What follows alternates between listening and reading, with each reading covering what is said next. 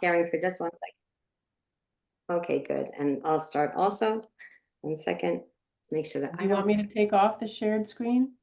Wait Is a that what you minute. said? Yeah, take off the screen. Okay, there we go. Okay. All right. Okay, everybody. So thank you, everyone. Welcome to Thursday night. If you haven't been here before, this is your first time. Thank you very much for coming.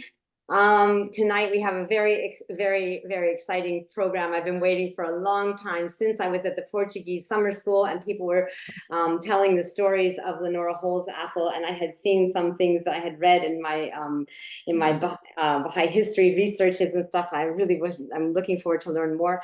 And Christine was so kind that when I was moving earlier this year to go pioneering, I had to totally push her back like 2 or 3 months or something. And I felt so terrible about it. But I just was saying goodbye to my kids and there was no way to do everything. So she was like, no problem. You take care of your family and so on. It was so loving and kind of her to push back and to wait until tonight. And now we're finally here. And with all my heart, I'm so thankful that I get to welcome Christina Young. She is the grand niece, or her mother was the niece of Leonora Holsapple, which is special because Leonora Holsapple had no own children and had one sister, correct? Yeah, correct. And so this comes from that line, and there aren't that many people who are related. And she spent so many years, as I wrote to you, 42 years, correct? Learning and reviewing the life and studying the documents and finding people who knew her to put together an amazing book that she'll be having published later this year. And tonight she's going to share 1 chapter episode from that book with us about putting your life in the hands of God, right? And letting him guide you, and how she did it. So I don't want to talk too much about it, but I just want to say I'm really thankful for Christina, that she comes and that she spends her time sharing this with us. And please wait for questions till the end. Please mute your speakers. And with no further ado, Christina, I'm going to hand over to you tonight. Welcome, everybody. Thank you so much, Jennifer, just for the opportunity and for all of your kindnesses. I'm not really sure how much everybody already knows about Leonora Armstrong. And so, about her early life, how she came to be inspired by the tablets of the divine plan to leave her home in upstate New York to travel to South America. So I'll just give a short introduction. And if you're interested in her earlier story, you can find it online on YouTube. It was recorded and uploaded in February of 2021 from a Zoom that was done that same month. It was in honor of the 100th anniversary of her arrival in South America. So, okay, why is that not working? Because I'm not. There we go. All right, so this map of the Western Hemisphere was printed especially for the Baha'i World, Volume 5. So from 1932 to 1934, and it pinpoints the Baha'i communities that had been added by Shoghi Effendi, even though it's the official, C.S. Hammond map. And I just wanted to show how from New York to Rio, it's about almost 7,000 miles by ship. And that would back then took 25 days at sea. You said this map, I don't see a map. Oh, is it not? Yeah, if you're sharing your screen, it's not showing up on mine either. No, you haven't shared. Let me You click on yourself and then down to the map. Sorry, I'm glad somebody spoke up. Thank you. It's showing just me. Yeah, we've seen you. Yeah, we can see a beautiful picture of you, Christine. I think you had to stop sharing earlier. Here we go. Yeah, it said it was sharing. So now is it working? Yay. See, for me, me, it was not sharing, but now it is. Okay. For me, it just shows the Zoom workplace. So thank you for saying something. And I wondered why my little arrow wasn't working. Okay, so now you can get a peek at this Hammond map that was printed especially for the Baha'i World back in 1932-34. And it does have the dots on there. It's sort of hard to see, but those are the dots that Shoghi Effendi put on showing where the Baha'i communities were at the time. And so you can all find where New York is approximately. There's more maps later. But basically, 7,000 miles by sea to Rio de Janeiro, which is, okay. So leaving America so my arrow didn't work again. Darn it. Sorry about that. Leaving Leonora leaving America in January 1921. She pioneered during the heroic age, which was during the lifetime of Abdul Baha. And she ended up living there 60 years during the formative age at her post in Brazil and under the guidance of Shoghi Effendi. Christine, you have got a very strange configuration. If you can click on slides from the beginning, that will give a full picture. At the moment, we're seeing two sets of things. Thank you. Thanks, Wendy. So within my slide program, is So that it's what on the bottom, like I was saying before, where the volume is on the bottom of your slides, the bottom right-hand corner. Mhm. Next to it, there's one thing you can click that has like a slides, like a screen on a stand. And if you click that, it says notes, and then there's other things, 4 squares, and then there's a book, and then there's that. Then you should go to full screen, that we would just see only the one you're showing, but then you won't be able to see the ones that are coming up. You will only be able to see the one you're showing at the time. Okay, all right. That's why I wasn't sure. That's why I said in the beginning, I wasn't sure how you want to do it, because some speakers, they need the cue. But if you don't need the cue and you just want to see then you'll show us also just the screen. Do you see it? The bottom right hand of your screen, right? No other direction, bottom right hand. It says 100. There's a line with a big square in it. If you go to the left of that line that has Down the big at the bottom. oblong in it, there's like something that looks like a screen on a stand. It's like a little square Yeah, with no, a plus it's sign not on underneath it. mine. No, it is on yours because we see it. It's on the bottom I have right hand. audio, video, participants, chat, share, pause, annotate, remote Okay, control. no, it's not. No, it's not on Zoom Christina, it's settings. on your PowerPoint. On your PowerPoint We see presentation. cloudy, 4 blue squares. Search a black Wait, square. Julie, and a can you white let me do square. this? Can you let me Yes, handle this? please, one person at a Christina, time would be it's helpful. on your PowerPoint. It's not on your, it's not on the Zoom. It's on the PowerPoint. Okay. That's all right. On the bottom of the PowerPoint, right. Now come more to the right side. There you are. You're almost there. Down, down, down. You're almost there. 103% plus minus. This one right next to the minus. Right. Oh, that one. That Slide. one. There you go. Thank you. Oh my That's it. goodness, what a difference. Okay, sorry. Okay. Thank you. So, Thank all you, right, we're in everybody, the for wrong helping. place. So, oh, I see where I can go back to the first few slides. Okay, we're back. Now, let's see. That is really a much better picture. Okay, so we're here. So this is actually showing Leonora on board the Sari as she made her first voyage to Brazil. And I'm going to try the arrows and see if those work. Yay! So, okay, Brazil is about 2,700 miles from north to south, and with the equator running through the country at the mouth of the Amazon River. The continent of South America was opened to the Baha'i faith by Leonora Sterling Holsapple as the first to live on the continent in the country of Brazil.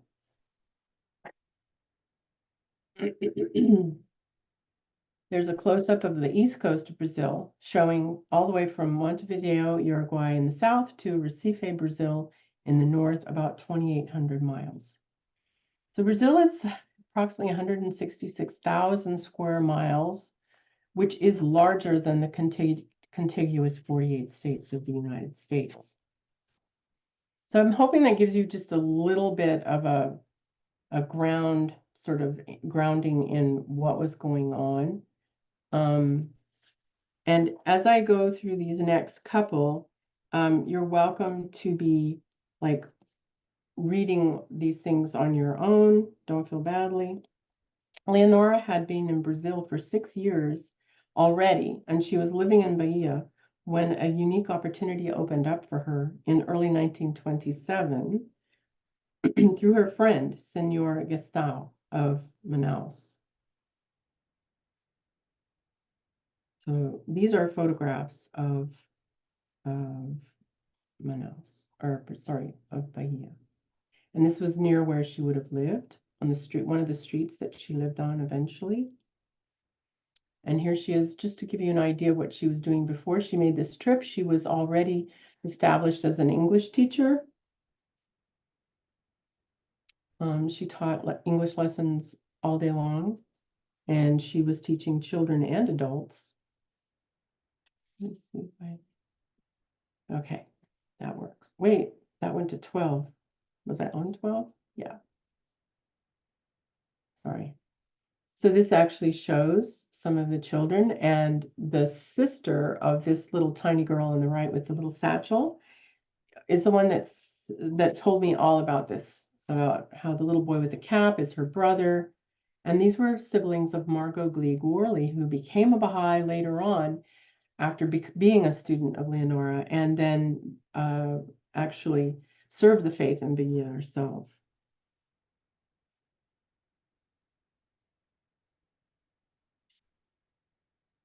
These are just, okay, here we are with some of the friends in Bahia and some of the children's class. I love these pictures.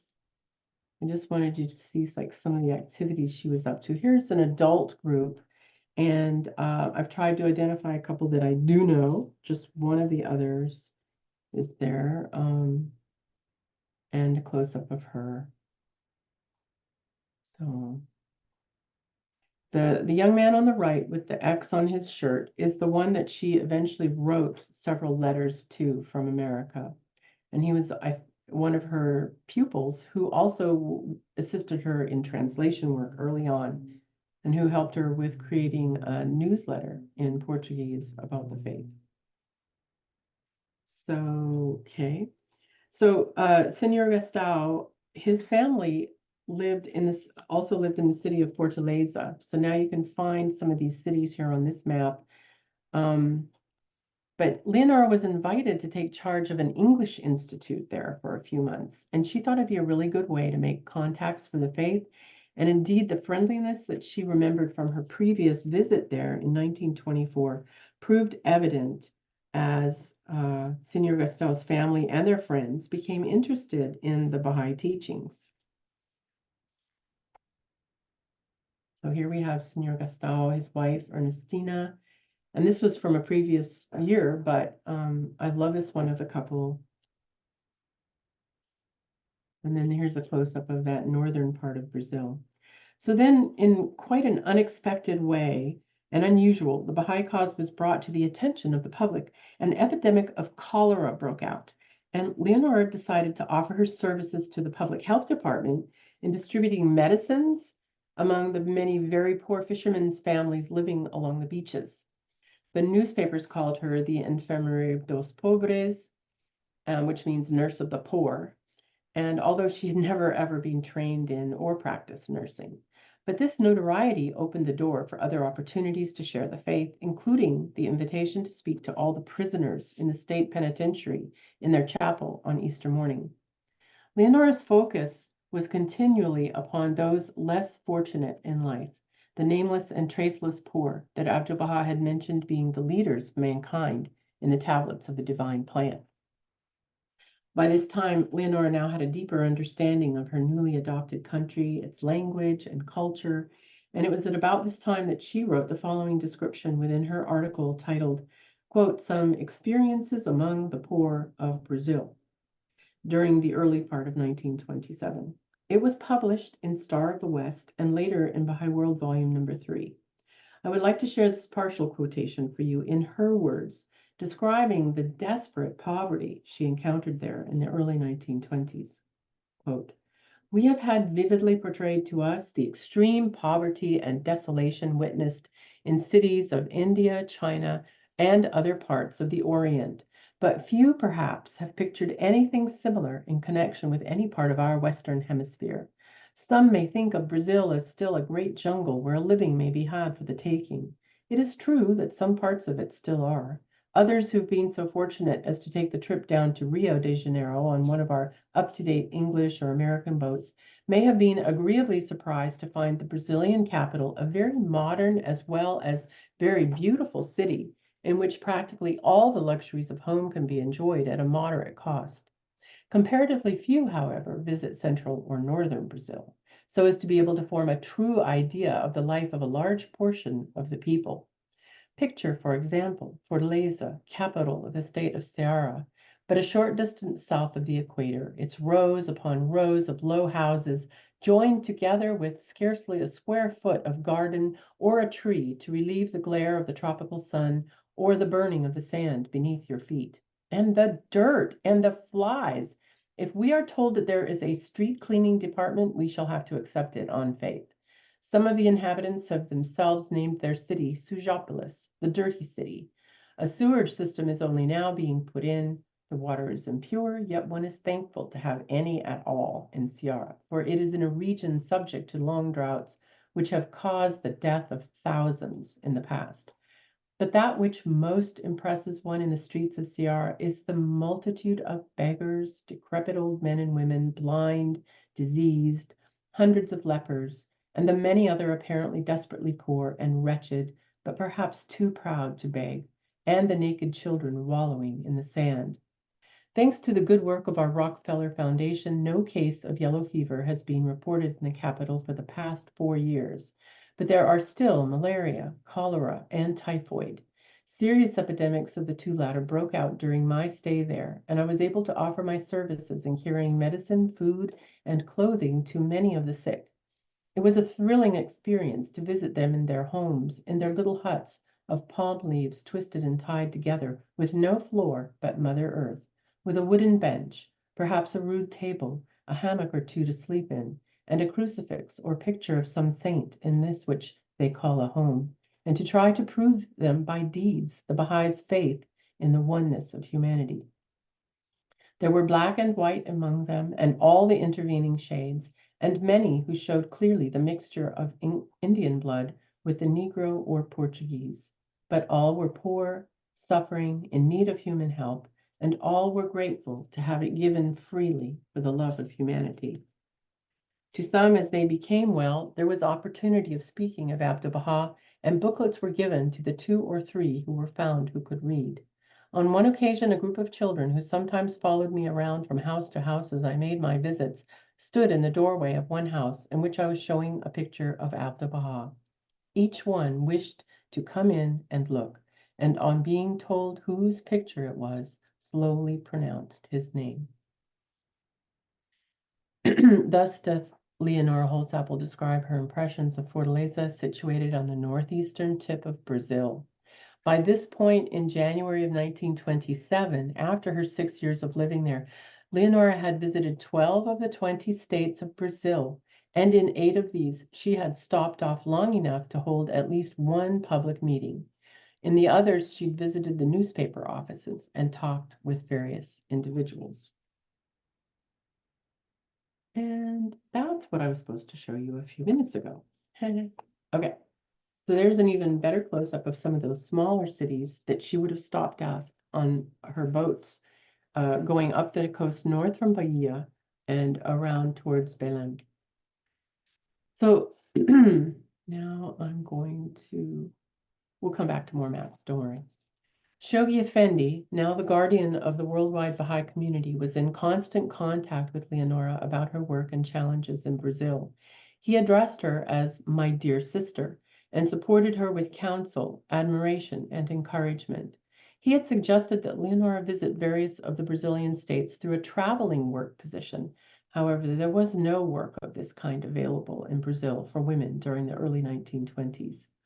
Leonora recognized that there were few options open for women to work outside the very traditional Brazilian home. So she persevered by saving a little bit at a time from her English teaching income in order to make occasional travel teaching trips. From Bahia, she had first stopped in the city of Recife and visited her friend Belma de Barros from her previous visits of 1922 and 1924. She spoke at the Spiritualist Center for an audience of 120 to 130 people who received her very well and were eager for another lecture. She arrived in Fortaleza on the 9th of January, 1927, after leaving her friend Maud Mickle in charge of their boarding house and Baha'i interest group back home in Bahia. She felt that she still needed to do more travel teaching, but was hampered by the need to make a living and stretched every penny to make travel teaching possible. She did not feel worthy of the enormous responsibility that Shoghi Effendi encouraged her to take on, and the thought that she would manage to make but a drop of an impression in the huge continent of South America, striving all by herself, seemed to create a feeling of unworthiness and simply overwhelm her. But her faith in Abdu'l-Baha's wish for her and in the guidance which she received from Shoghi Effendi was unshakable. She reconfirmed her commitment to prayer and meditation in order to stay strong and focused on her task. As Dr. Esselmont had described 2 years earlier, quote, the love and trust which the believers felt towards the Master, Abdu'l-Baha, seems now to be extended in full measure to Shoghi Effendi and his quiet, humble, wise, and loving handling of his manifold duties makes one feel that he is truly inspired by the spirit of the Master and that the high traditions of leadership of the movement are being worthily sustained. On 23 January 1927, Leonora wrote to Shoghi Effendi, quote, in the event of my returning to Bahia, I could plan to stop off in 2 or 3 states in which a Baha'i lecture has never been given. Please excuse my writing you at so great length, but I want to make clear the exact situation here, as also to assure you of our earnest desire to be guided by you in serving in the most effectual way possible. I seem more conscious every day of my utter weakness and unworthiness to serve in any capacity in this glorious and all-important cause, and realize more and more that it is only by constant prayer and turning to the divine center, and especially by implicit obedience to the focal center in the world today, the guardian of this great cause, appointed by our beloved Master himself, that we can hope for his confirmation and assistance, which alone can enable us to serve truly. In her letter to Shoghi Effendi later that May, Leonora very humbly reported her work there in Fortaleza in the third person, calling herself the speaker. Quote, soon after reaching there, Fortaleza, I began to make inquiries about a hall for a public lecture, but there seemed to be always some obstacle. However, I tried to do something in the way of preparation with the idea of teaching the people by deeds while waiting for the opportunity of giving them the message in words. I visited the hospital, almshouse, state prison, and other institutions, talking with some of the inmates, taking them little presents, etc. And the best opportunity of all came when epidemics of grippe and dysentery broke out, and I could offer my services in visiting the homes of the poor, taking them food and medicine. When finally on April 23rd, the opportunity came for a public lecture, the speaker, her, had already become well known in the city as the nurse of the poor, and probably a number attended who would not otherwise have done so. The newspapers had announced it, and invitations had been sent to the governor, judges, doctors, and all the most cultured people of the city. The attendance was good, and all seemed favorably impressed. An article quoting about half the lecture was published in the most widely read newspaper. Leaving Fortaleza on 7 May, Leonora traveled through São Luís in the state of Maranhão to Belém, state of Pará. There have been quite a few opportunities for service on this trip, she wrote, in the state of Maranhão as well as here in Pará. Through the efforts of the president of the Theosophical Society, the governor's permission was obtained to use the state theater for a lecture last evening, as there had been so little time to advertise it and invite people. The attendance was small, but the few there seemed really interested. On the 16th of May, Leonora wrote to her friend Iram Faria in Bahia, saying that she had just come from speaking at the Teatro da Paz. The theater, a traditional neoclassically designed opera house, was built during the golden age of the rubber boom in the Amazon between 1869 and 1874, and is considered one of the most important cultural buildings in northern Brazil. This was the first time she'd spoken in a public room that had no connection to any religious group, such as she had before with the Spiritualists or Masonic Lodge. At first, she thought it would be difficult to book the Municipal Theater, but she discovered that the new president of the Theosophical Society was the governor's brother-in-law, and she was able to obtain permission from him. She was thrilled at how all difficulties were eliminated, stating that if one asks with complete faith, especially using the remover of difficulties, a prayer of the Bab, the way is then opened. In mid-May, she also wrote to Shoghi Effendi expressing her feelings of inadequacy for the huge task at hand. Quote, "It seemed important to follow up these and other openings for service which had come to Ceará, and though my father and sister had for some time been insisting on my returning this summer for a little vacation, it now being 3.5 years that I have been away, I had written that I could not leave the work at this stage. The field here is so vast, and the workers still so few. I feel always that there is no time to be lost.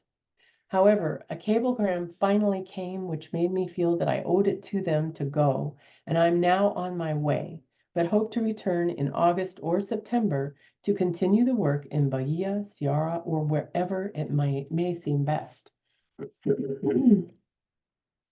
So, despite Leonora's feelings of urgency to stay in Brazil, concentrating on her vast task, she was compelled by yet another enticing and persuasive request from her father and sister in a cable to make another trip back to the United States to visit with her family. Her sister, Elise, had cabled her, "Come, Hubert, period, arranging passage," etc.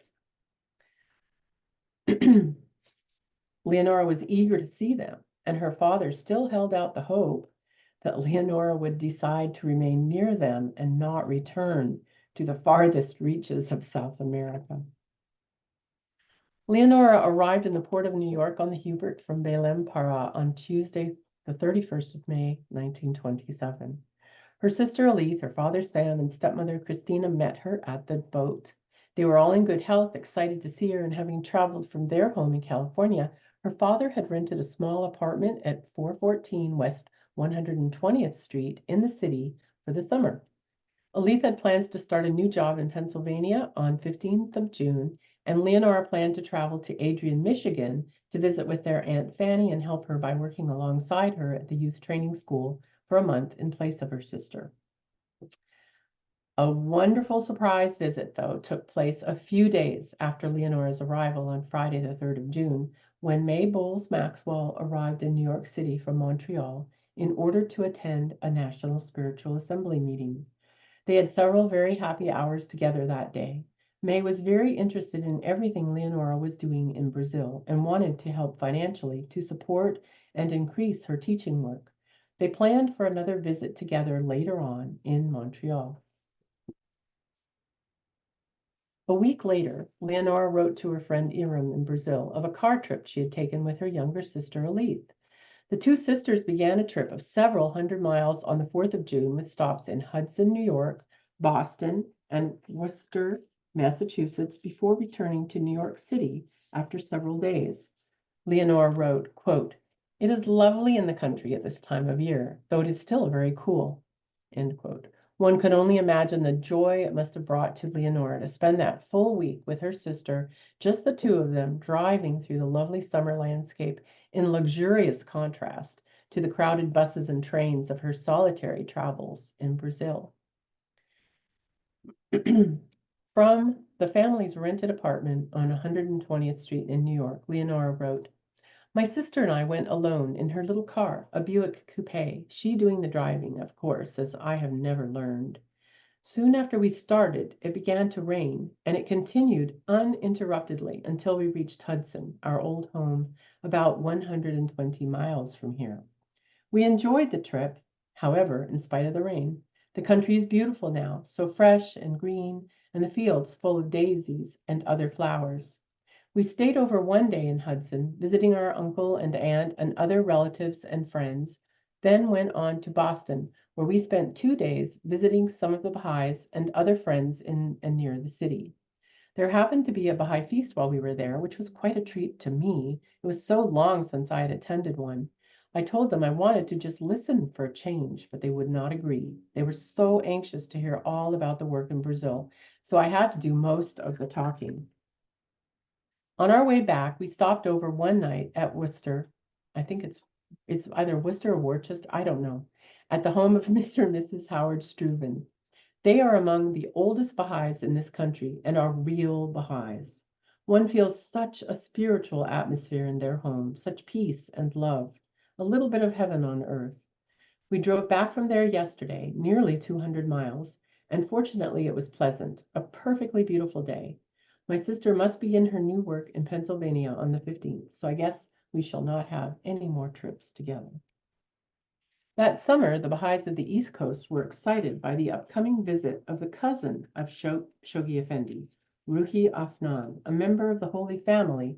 He was expected to arrive in the latter part of June.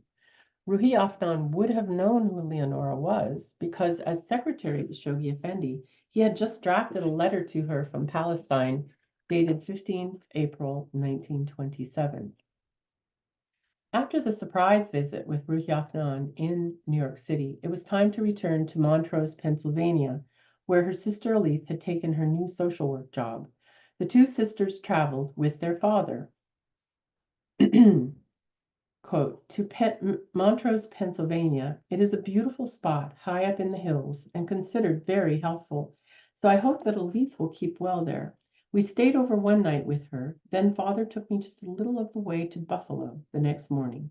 I had a nice visit with Maud Mickle's sister there that afternoon. Then Mr. and Mrs. Ober took me to their home, about 12 miles out in the country, to stay overnight. It was certainly lovely to see them again. After staying one night with the Obers outside Buffalo, Leonora continued on her journey, crossing from New York State into Canada and on to Toronto, where she visited with May Maxwell. Her 5-day visit lasted until the 24th of June, which means she would have been there to celebrate her 32nd birthday. Quote, since then, I've been here in Toronto with May, which to me is heavenly always. There have been 2 teas, one about an hour after I arrived, and the other a farewell one, which May gave here at the hotel this afternoon. There is quite a group here of very nice, cultured people who are becoming interested in the cause. I was made to speak about Brazil at both teas without having prepared anything. You know what a horror I have of that, for I really am no speaker. The subject, however, could not help but to have been interesting, however badly presented.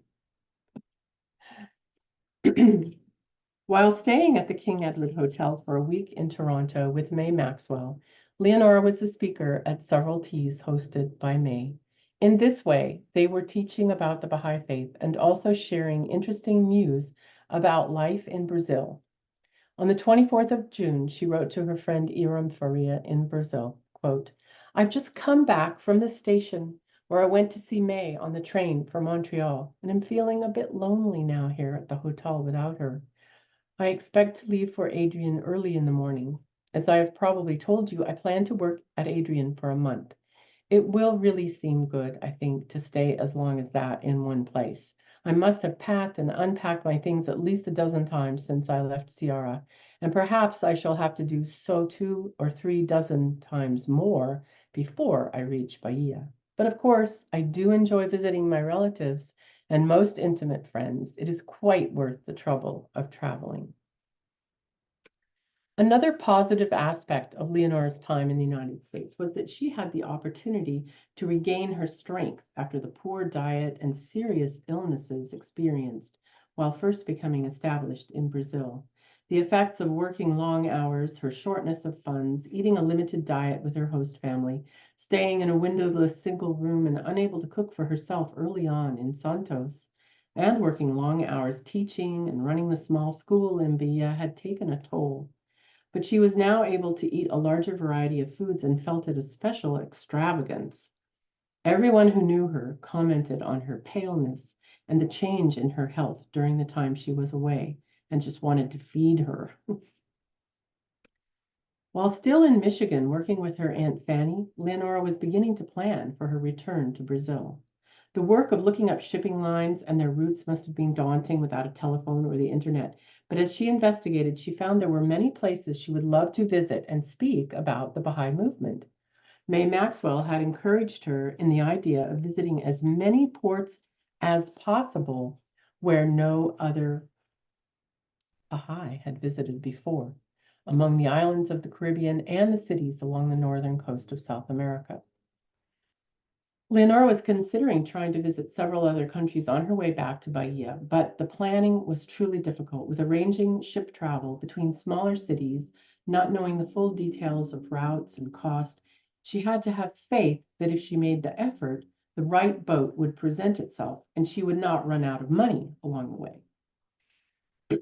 After saying sad goodbyes to her Aunt Fanny, Leonora took the train back to Buffalo, where she spent another night with Mr. and Mrs. Ober, then on to Montrose to be with her sister Elise for what she was afraid might be her last opportunity to visit before her ship was to leave from New York. Apparently, she was still investigating ship routes for her voyage back to Brazil. Quote, on my way east, I stopped off for one day in Buffalo to visit friends. Then that evening, Mr. Ober drove me over to Geneva, where we had quite a large meeting. There is a group of new and very ardent and wonderful Baha'is there. Perhaps you remember Maud's telling us about them. From there, I came down to Montrose to visit Elise, and now I am bound for Greenacre via Hudson, New York, Springfield, Worcester, and Boston.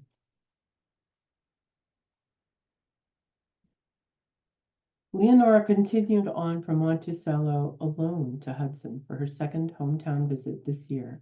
She stayed for a few days, during which she was interviewed by a reporter from the Hudson Evening Register.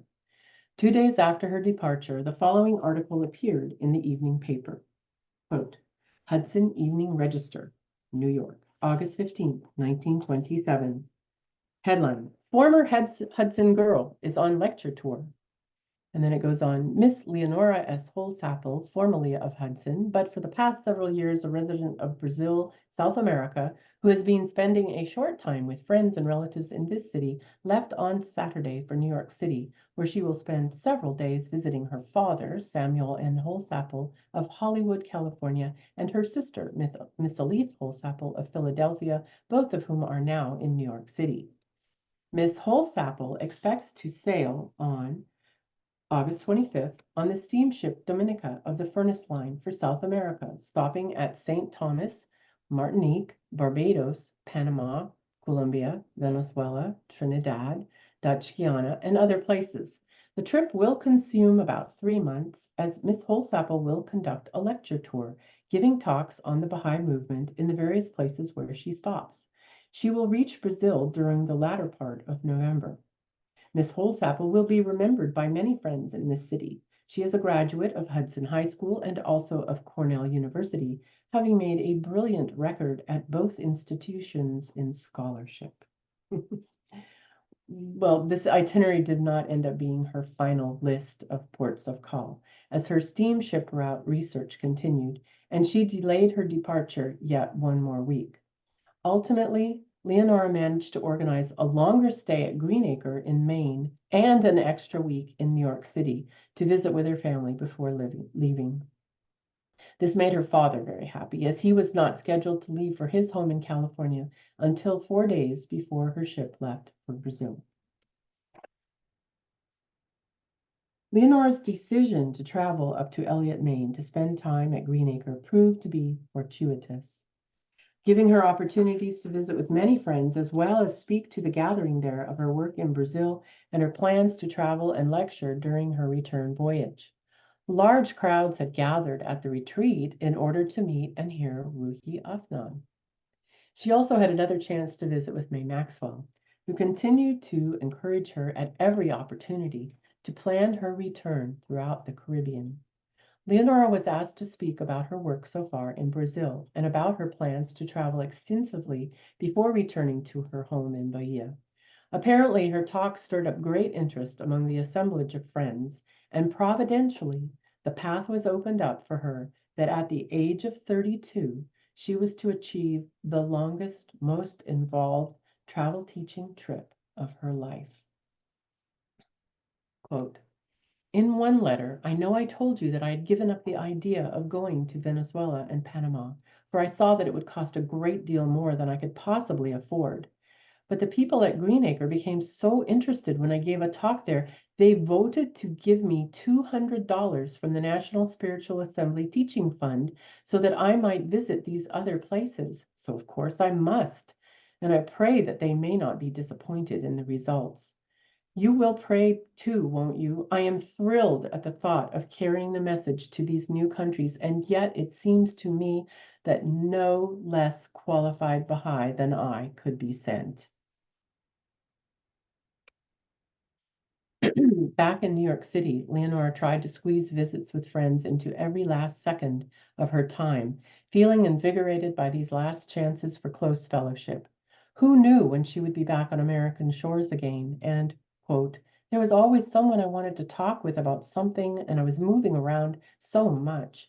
In the 4 days I spent there, I was entertained by 4 different people, and both going and returning, I stopped off at several places, spending just a day or night in each. I enjoyed it all very much. It was refreshing to both body and spirit. In late August, Leonora's father started his drive back to California and took her as far as Montrose to visit one last time with Elise.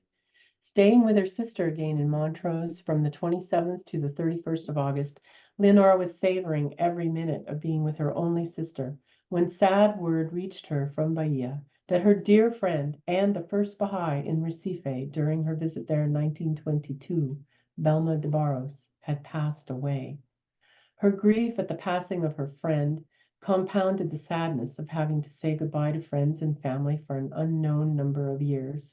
She had no idea how many. With no telephones, email, or internet, and letters taking 6 weeks to make the long journey back and forth between continents, her heartache would have been intense. Yet, even as her heart yearned to be back in Brazil, she would miss those dearest to her, and the thought of her now imminent departure made her sadder still. Leonora's return voyage was made from New York, and it took 13 weeks, in which she spoke of peace, equality, and the oneness of mankind, while opening 8 more countries to the news of the Baha'i Revelation. Southbound for Brazil from New York City, Leonora sailed on the H.H. Nickerie, with its first port of call to be Port-au-Prince, Haiti. She wrote to her friend Iram what would become a sea journal of sorts, describing all the strange, interesting, and unusual things that she was seeing and learning, as well as reflecting on her thoughts and feelings about moving closer and closer to Brazil. It was evident to her that she truly missed her adopted country and yearned to be back. And deep in her heart was the desire to strive to live up to Abdu'l-Baha's wish for her, to be a spiritual physician. Social work was in her blood, but she felt this higher calling and unflinchingly took off again for the 3rd time from family, friends, and comforts of home into the unknown, though this time, though her work would be hard, there were friends and a home in Brazil to welcome her. On board the SS Nickerie, she wrote, quote, September 3rd, 1927, Dear Iram, a steamer letter is properly, I think, one to be read in parts, a special part for each day, but as I haven't one to read, I think I shall have to write something every day, if it won't bore you too much. Of course, I can't mail it to you each day, so I guess you won't mind. You would have enjoyed the sea today, this morning especially. It was so calm, just like a great lake and a lovely blue. It has been a beautiful, warm, sunny day, and it has seemed good to be warm. I don't believe there were more than a dozen really warm days during the 3 months that I was in America. So much rainy, cold weather. The sea is so restful. I've been sitting out on deck studying Spanish much of the day, and have been reading a little Portuguese too. I think I'd better read a little every day from now on, for I want to be able to make myself understood when I arrive in Brazil.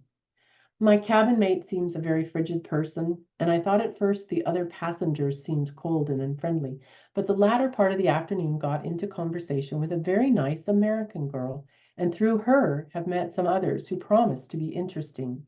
A Venezuelan lady sits next to me at table, so I expect to have a little opportunity to practice Spanish. This boat is larger than the booth boats, has much more deck space, and I think there are 42 passengers. The food is very good. I'm afraid I shall be getting still fatter. The salt air gives one an appetite. Sunday evening, September 4th. This has been another beautiful bright day with the sea so smooth. The weather has certainly been perfect so far, seems made to order, and I think I'm about 500 miles nearer you than I was 2 days ago. My idea to write you a little every day is, I suppose, rather a foolish one, for there will be little to write about, probably, my days on board being much the same, spent in reading, studying Spanish, talking, etc. This afternoon I tried to collect my thoughts a little to prepare a talk, in English, of course, to use at any of these places where there may be opportunity. On the morning of 6 September, Leonora sighted land as they came near San Salvador Island in the Bahamas, and then through several more islands and south to Anagua, where she thought they might dock for passengers. This morning, quote, "This morning I have been trying the patience of some Venezuelans with my poor Spanish. There is one little boy of about 12, I think, who has agreed to exchange lessons with me, and we've had our first one this morning. He is very bright and makes a pretty good teacher as well as pupil. Luego hablaré muy bien. Then I will speak very well." San Salvador was in view when I first went up on deck this morning. I think we are to stop this afternoon at Inagua, one of the Bahamas Islands, but they say the passengers will be brought out to us in a launch, and there will not be time to go ashore. Late tomorrow afternoon we should reach Port-au-Prince, and I think we shall remain till the following noon. If only I had your knowledge of French, I might do quite a little. Leonora had a few hours' leave before the SS Nickery left Port-au-Prince, which she took advantage of to visit the 3 local newspaper offices. One small article came out just before she left Haiti, and one of the newspapers promised to write an article, and indeed sent it to her later after she returned home to Bahia. She wrote on September 8th, "Arrived here safely about 5 o'clock yesterday afternoon and took just a little walk around the city. Now this morning I am going to the newspapers." 2 days later, the Nickery docked in Curaçao, Netherland Antilles, which is also known as the Dutch West Indies, at dawn of Sunday, the 11th of September. She was fascinated by the local Creole language, which is spoken in Curaçao, Bonaire, and Aruba. The one element possibly forgotten while writing her letter could have been Arawakan, a Native American language, and she must be referring to her using some pre-printed stationery from the Greenacre School in Maine. Quote, "Curaçao, Dutch West Indies, Sunday afternoon, September 11, 1927. The place in which I am at present is decidedly different from the Greenacre Inn, I can assure you. It rather appeals to my sense of humor to use this stationery. The good ship Nickery entered this port at daybreak, right on schedule time, the absolutely perfect weather having continued throughout the trip, and all else having gone well. Now I must remain here till Wednesday, when I take the Simon Bolivar for Panama. Do you know what papiamento is? It is the language the people on this island speak, and is, they tell me, a mixture of 7 languages. Spanish, 50%, English, 25%, and Dutch, French, Portuguese, Indian, and one other that I've forgotten, making up the other 25%. Of course, it is a Dutch possession, so Dutch is the official language used in the schools, etc. But the people here at the hotel, and practically all, I guess, except the lowest class, speak English fairly well. I hope to speak here at least once, but haven't been able to do anything yet to arrange for it, today being Sunday. 2 days of investigations and planning led finally to an opportunity to give a lecture, and on the 13th of September she wrote, quote, "I'm feeling a little happier now since I've found some people interested to hear about the cause and who also have helped arrange for the meeting. Happened to see a postcard this morning of the Masonic Lodge where I am to speak tonight and thought you might be interested to see it, as also the notice in the Bulletin Commercial, the principal paper in this city of nearly 40,000. Almost 50 years later, Leonora remembered with more detail her visit to Curaçao. Quote, One of the outstanding contacts of this trip was made at Curacao, where I believe I had to change ships. I had no recollection of even having heard before of this little island, but somehow, probably through the editor of some newspaper that I called on, I was able to arrange for a public meeting in the Masonic Lodge in the evening. One of the few who attended was an elderly man, Mr. Cohen Enriquez, Dutch but proficient in English, one of the most prominent men in Curacao, as he was president of the Board of Public Instruction, a bank director, and owner of a weaving industry of great benefit to the island by providing employment for hundreds of natives. He asked many questions after my talk and was eager to have all the literature that I could spare, which he read and agreed with entirely, as he came early the next morning to tell me. He said that he was one of a group of 14 who were studying theosophy, but that he had not yet found anything that entirely satisfied him, and he longed to have some firm conviction. The next day, 14th of September, Leonora left Curacao aboard the SS Simon Bolivar to Panama. There would be one stop at Puerto Colombia, and she would officially be setting foot back on South American soil. She was still the only Baha'i pioneer living on the continent at this point. As she wrote on the 18th of September from on board the SS Simon Bolivar, quote, "It gave me rather a thrill when the Bishop of Trinidad, whom I happened to hear speak at the Dutch church there last Sunday night, said something about, quote, 'we who live in South America.' I had not stopped to think that I really was in South America once more, at least on an island considered part of it. Yesterday was the first I set foot on the mainland of South America, at Puerto Colombia. We arrived here early in the morning of the 16th, but remained anchored in the bay till the following morning, waiting for a vacant place at the dock. This is such a busy port, and we have so much cargo we can't leave till sometime tomorrow. They say we shall have to spend 2 days at Cartagena also, so I guess we can hardly reach Panama on scheduled time." Disappointingly to Leonora, Puerto Colombia turned out to be more of a shipping and industrial area on the coast with very little community. So she planned a trip to Barranquilla, about 11 miles away, in order to visit some newspaper offices. And even though she was slowly making friends on board ship and practicing her Spanish, she felt lonely without anyone to speak English with. Her Spanish was still too rudimentary, and she felt cut off from real conversation. She described her adventure and her regrettable lack of confidence in the following. Quote, "Yesterday morning I took a train about an hour's ride to Barranquilla, which seems quite an important city. There is practically nothing here at Puerto Colombia but the dock, warehouses, etc. I went to the 3 newspapers at Barranquilla, and all 3 editors promised to publish articles. I certainly hope that they will, but I know that I made a very bad impression, knowing practically no Spanish. I had even less confidence in myself than usual and just made a mess of it, I'm afraid. I think I must try to prepare a short article in Spanish to give the next one. No doubt one of the passengers would correct it for me. I am in second class on this boat, and all the other second-class passengers are Spanish-speaking people. The accommodations are really better than first class was on the Nickery, for this is a new boat, 3 times as large, with much more deck space and pleasanter saloons and cabins. The meals are a little simpler, not so many courses, but that suits me really better. There's always plenty of food and it's very good, so I fear my avoir du poids, a humorous French word implying heaviness, is steadily increasing. About the only disadvantage for me is that there are so few passengers in second class, just 2 young married couples and 4 other men, no one of whom has spoken to me as yet, and I, brazen Americana though I am, haven't yet ventured to speak to them. I have my meals at the same table with one of the married couples, and though they are not especially congenial, they are pleasant enough. They speak no English, and of course there are few who have the patience to try to understand a poor foreigner who is murdering their language. We're getting more acquainted, however, and yesterday they were so kind as to take me around a little in Barranquilla.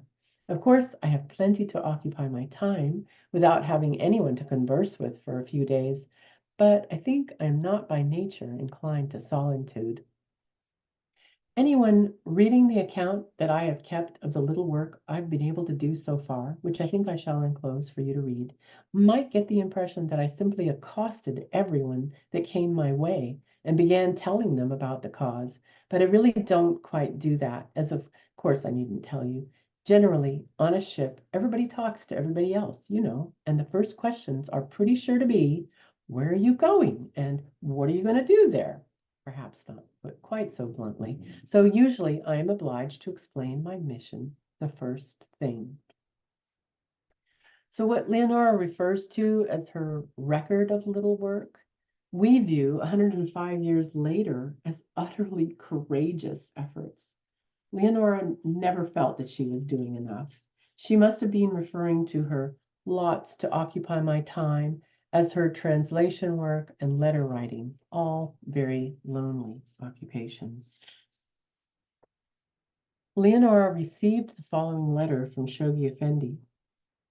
Written on the 18th of August, it only caught up with her about the 19th of September. He wrote through his secretary of her progress in that, quote, far away and vast country, end quote, a theme he repeated many times throughout his letters, supposedly in order to show his appreciation of her courageous work, as well as to encourage her to remain patient with herself, as well as applaud what he perceived as her precious efforts, her untiring and fruitful labors. He also encouraged her to not dissipate her energy on too many different fronts. In this letter, the guardian had added in his own handwriting, quote, my precious sister, I feel that you should concentrate on Bahia and Ceará and not dissipate your energies along too many different lines.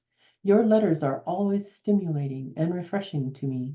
Your name, I assure you, will adorn the annals of the cause and will inspire many a Baha'i pioneer in future.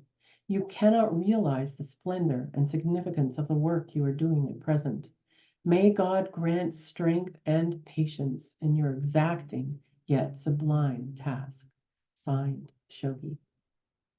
Shoghi Effendi was the one person who could see a vision of the future results in the flourishing of seeds planted by Leonora, as well as being her most ardent admirer and encourager of her heroic self-sacrifice and her painstaking efforts exerted in order to spread the peace message of the Baha'i movement. Leonora's return letter to Shoghi Effendi described the beginning part of her travels and her successes with meeting so many interested people. Quote, I extended my trip to include also Panama, the importance of which the master so emphasized in the teaching tablets, and the immediate ports such as Puerto Colombia, Cartagena, Puerto Cabello, La Guaira, Trinidad, Barbados, and Georgetown, British Guiana, as well as Paramaribo, Dutch Guiana. I've already stopped at Port-au-Prince, Haiti, and Dutch West Indies, Curacao. A much longer stay than it seems possible for me to make in these places would undoubtedly be of far greater value, giving opportunity for the intensive work which you emphasize in your last letter, but I earnestly pray that even from this slight seed sowing, there may be some lasting results. I expect to reach Bahia about December 1st.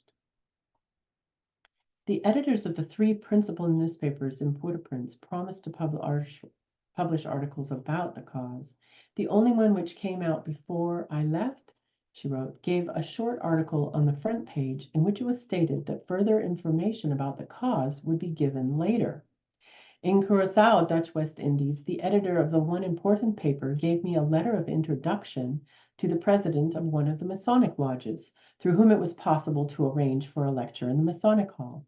But it was at so very short notice, necessarily, that though the newspaper gave a good announcement, only about half a dozen persons came. One of these, however, Mr. Enriquez, the director of a bank in Curacao and president of the Board of Public Instruction, seemed very eager to know about the teachings and very ready to help in every possible way. He has given me letters of introduction to friends in Panama, one of them the Consul General of the Netherlands, and also, together with the others interested in Curacao, will try to arrange for a better meeting there on my return. I was surprised at finding no one either there or in Haiti who had ever heard of the Baha'i movement. In answer to Leonora's 23 January letter to Shoghi Effendi, his reply, written by Ethel Rosenberg, acting as secretary, and dated 15 April, explained that Shoghi Effendi was, quote, most interested in all the details of your work and is very glad you have entered into correspondence with Miss Root, asking her for addresses of any friends in Portugal who would like to have your magazines. Leonora had now seemed more conscious every day of her utter weakness and unworthiness to serve in any capacity. She realized that it was only through constant prayer and obedience that she could even hope for confirmation and assistance in order to truly serve mankind. She had poured out long paragraphs to Shoghi Effendi of the situation in Bahia, the difficulties involved in reaching the poorer, illiterate population, the most receptive to the spiritual and social principles set out by Baha'u'llah. The letter then went on to say that, quote, Shoghi Effendi is pleased to hear that you have received such friendly replies from the Theosophical Societies of South and Central America and Spain. This should open a fresh and promising fold for Baha'i work. Ethel continued, certainly, Shoghi Effendi will pray at the holy shrines for the group at Recife and for the Debarros family in particular, who have been so good in helping you to organize public meetings as well as some in their own house. This service is much appreciated by Shoghi Effendi. He is also much interested to hear of the old man in prison, formerly a fierce bandit, who is corresponding with and sending leaflets to other persons. Your letter has given the guardian a much clearer insight into the situation which you have to meet, and he is most pleased that you have written to him so fully. Please rest assured of the constant and earnest prayers of Shoghi Effendi that you may be abundantly blessed and guided in all the good efforts you are making to serve the Baha'i faith, and for yourself that you may be strengthened and helped in all ways. The greatest holy leaf and the holy household send you warm greetings and best wishes, in which I venture to remain your sincere fellow worker, signed Ethel J. Rosenberg. And Shoghi Effendi added to the end of this letter in his own handwriting, quote, my dear and valued co-worker, your detailed letters stimulated my hopes and renewed my vigor and strength in the service of the cause. I would urge you to concentrate on a few capable and receptive souls, and by close association, helpfulness, and loving kindness, imbue them with the spirit of unreserved allegiance to the cause. I am very grateful for the translation of the appreciation of the Queen of Romania, and I trust you will be helped in future by competent assistance in the all-important field of translation. Persevere in your labors, and do not hesitate to write to me whenever you feel urged to do so. Your true brother, signed Shoghi, and added, I shall be delighted to receive a copy of your translations, and particularly the some answered questions. Excuse me.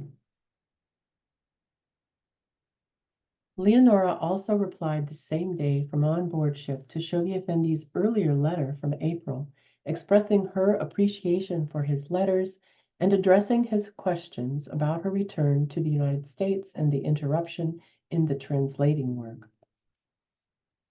SS Simon Bolivar, 19 September 1927. Your letter of April 15 was forwarded to me by Miss Mickle and reached me in the States. I returned home for the summer. This, as all your letters, has been a source of encouragement and happiness to me, and I am very grateful for it. I note you're emphasizing the importance of concentrating upon a few capable souls,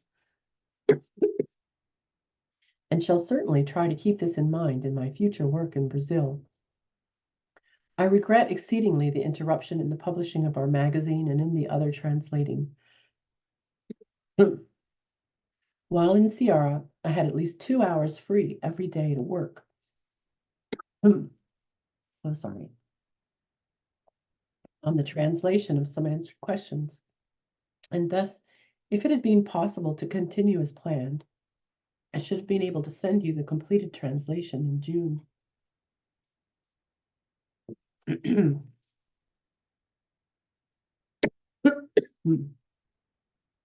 Oops.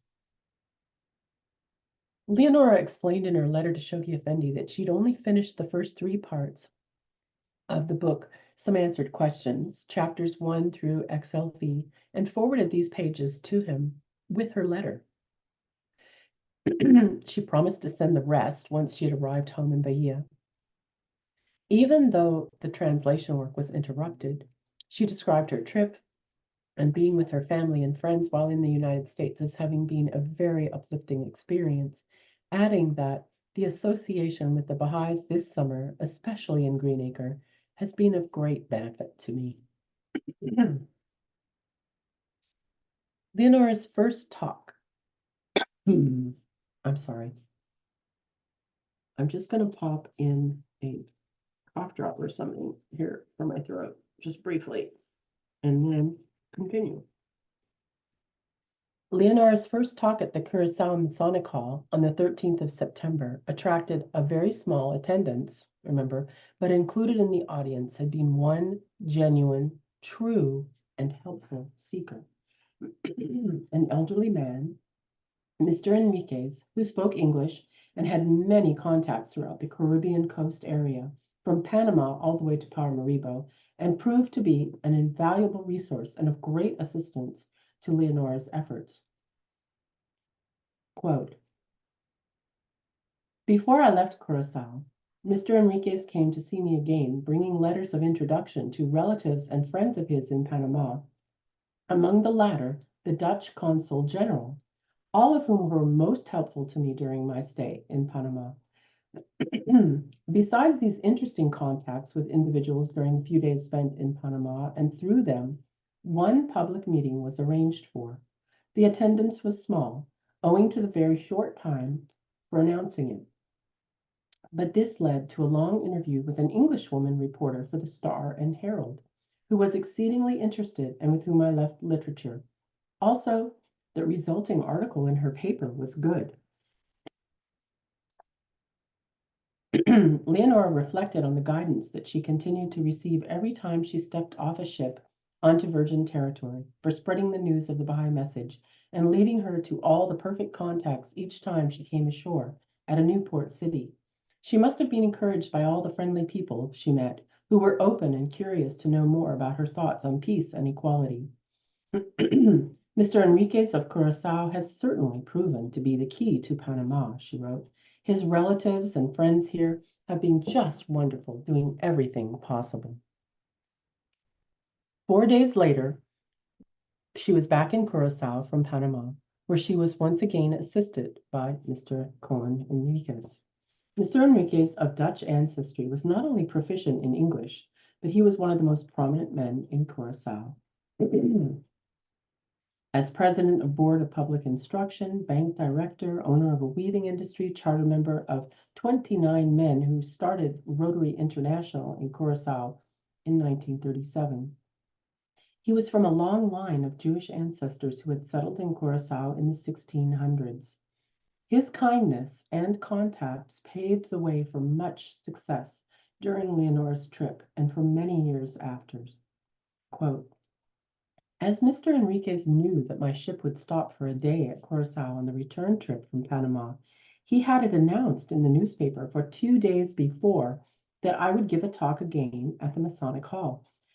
And there was therefore a much larger attendance than on the previous occasion, and considerable interest was shown. During that day, I had had some long talks with Mr. Enriquez and one with the Brazilian consul, whom he had invited to have luncheon with us. Mr. Enriquez had read all of Baha'u'llah in the New Era and planned to lend it round among his friends before placing it in one of the libraries.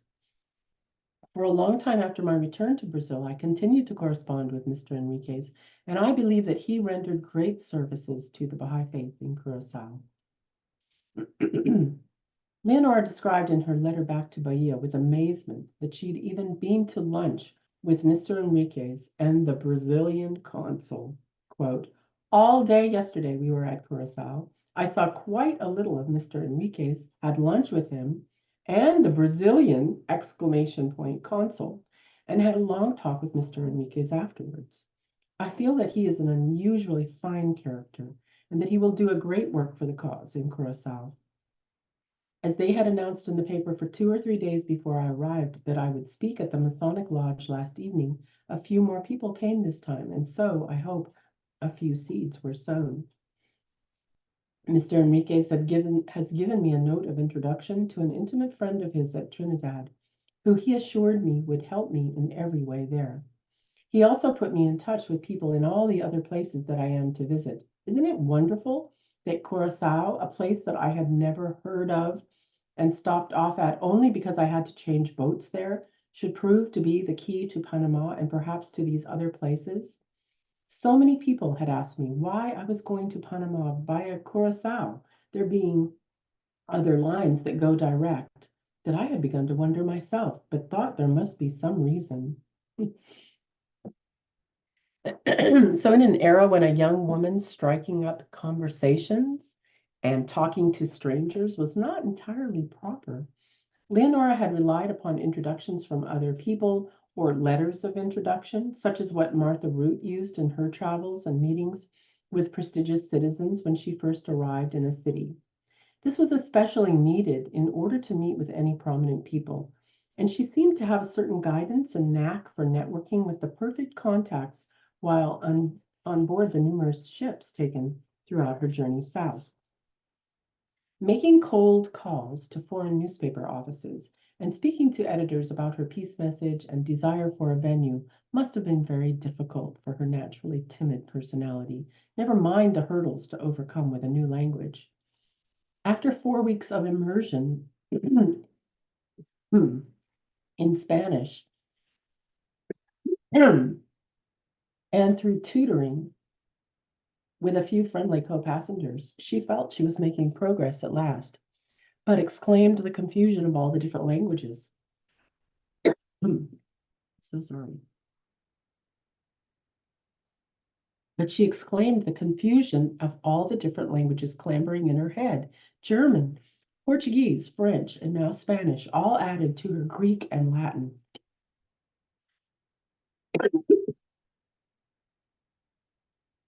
From Curacao back east across the northern coast of the continent, on the SS Simon Bolivar, she sailed to Trinidad. The ship stopped briefly at the small city of Puerto Cabello in Venezuela.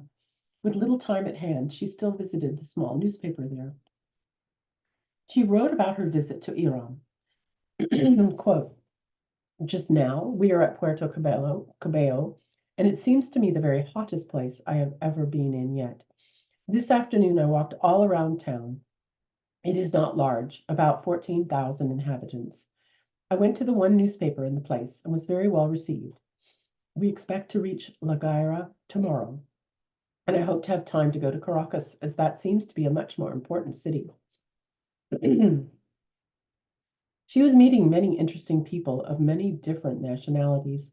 One day, she found herself trying very hard to recall some of her German, so as to be able to talk with some Germans and Austrians on board, and in frustration exclaiming, quote, oh, such a mixture of languages. We surely do need Esperanto. She also knew Esperanto. She taught herself Esperanto, actually.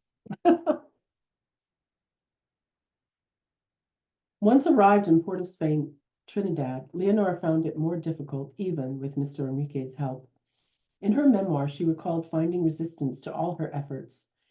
The 1920s here were a period of cultural and religious tensions, growing labor movements and organized trade unions, creating pressures for a more local democracy and eventually independence from Great Britain. But fortuitously, she was led to the perfect guest house for her long-enforced stay, where at least she was happily and comfortably situated for the next 10 days or so of waiting for her steamer to Paramaribo, Suriname. Writing in her memoir, she said, quote, I had no letters of introduction to anyone in Trinidad except to one good friend of Mr. Enriquez, who was very kind, but having just returned after a long absence abroad, was too busy to help arrange for a public meeting, or possibly thought it too difficult in view of conditions in Trinidad at that time. I myself, however, much I tried, met only with excuses for not renting or letting me use a public hall, nor did I have, excuse me, any success in my search for a newspaper editor who would collaborate. The only persons I can remember as having taken any interest in the faith were a very few at the English boarding house at which I stayed, and a customs house official. Then, the day after her arrival in Trinidad, in a letter on 3 October, she reflected on the special guidance she felt was accompanying her. Quote, I have felt on this trip, perhaps more strongly than ever before, that I must have some guardian angel.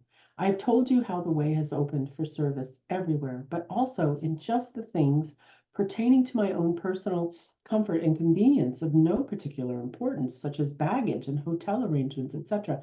There seems to be special provision. Always, at every single place so far, someone has come forward at just the right moment to advise or help me in some way. But truly disturbed by her lack of success in arranging a talk or at least a newspaper article, Leonora compared herself to Martha Root in exasperation. Trinidad was just about the only place that resisted all efforts, and she felt that fear and trepidation one experiences contemplating her next port of arrival once again with no friends to meet her at the boat. Quote, yet another strange place where I do not know anyone and I do not know what I could do. End quote. Essentially, she would arrive and just follow her instincts as to how to proceed. During her stay at this pleasant guest house in Trinidad, waiting for her ship to Guyana, Leonora received a letter from Shoghi Effendi in which he responded to her detailed thoughts and request for advice on her continuing work in Bahia. As she described by letter back to her friend in Brazil, quote, with your letter this morning, I received also one from Shoghi Effendi. You can imagine how it cheered and encouraged me on my arrival here. Still another strange place where I know no one and do not know what I may be able to do. His words make me so happy, even though I always have the feeling that I must somehow have deceived him. For surely my poor efforts are not deserving of so much praise and commendation from him. Leonora was so very conscientious, wanting desperately to make a difference, and therefore wanting to follow through with the guardian's wishes. She felt badly about not receiving his letter in time to make better plans, but was also conflicted greatly about leaving her sister and father behind yet again, with the knowledge that they might not see each other again for several years. She could have no idea of just how much her sacrifices would be remembered in the future. She hoped that she would be successful, but had no real idea of how many decades her, quote, memorable services, as Shoghi Effendi called them in 1933, would be recorded for her newly adopted country. Quote, among the other letters awaiting me here this morning, there were some from Alith and father, and one from Maud. According to Alith's letter, all was well there, except that my stepmother had written her that father, night after night, walked the floor and cried because of my having gone so far away again, and of his having to be separated from both Alith and me.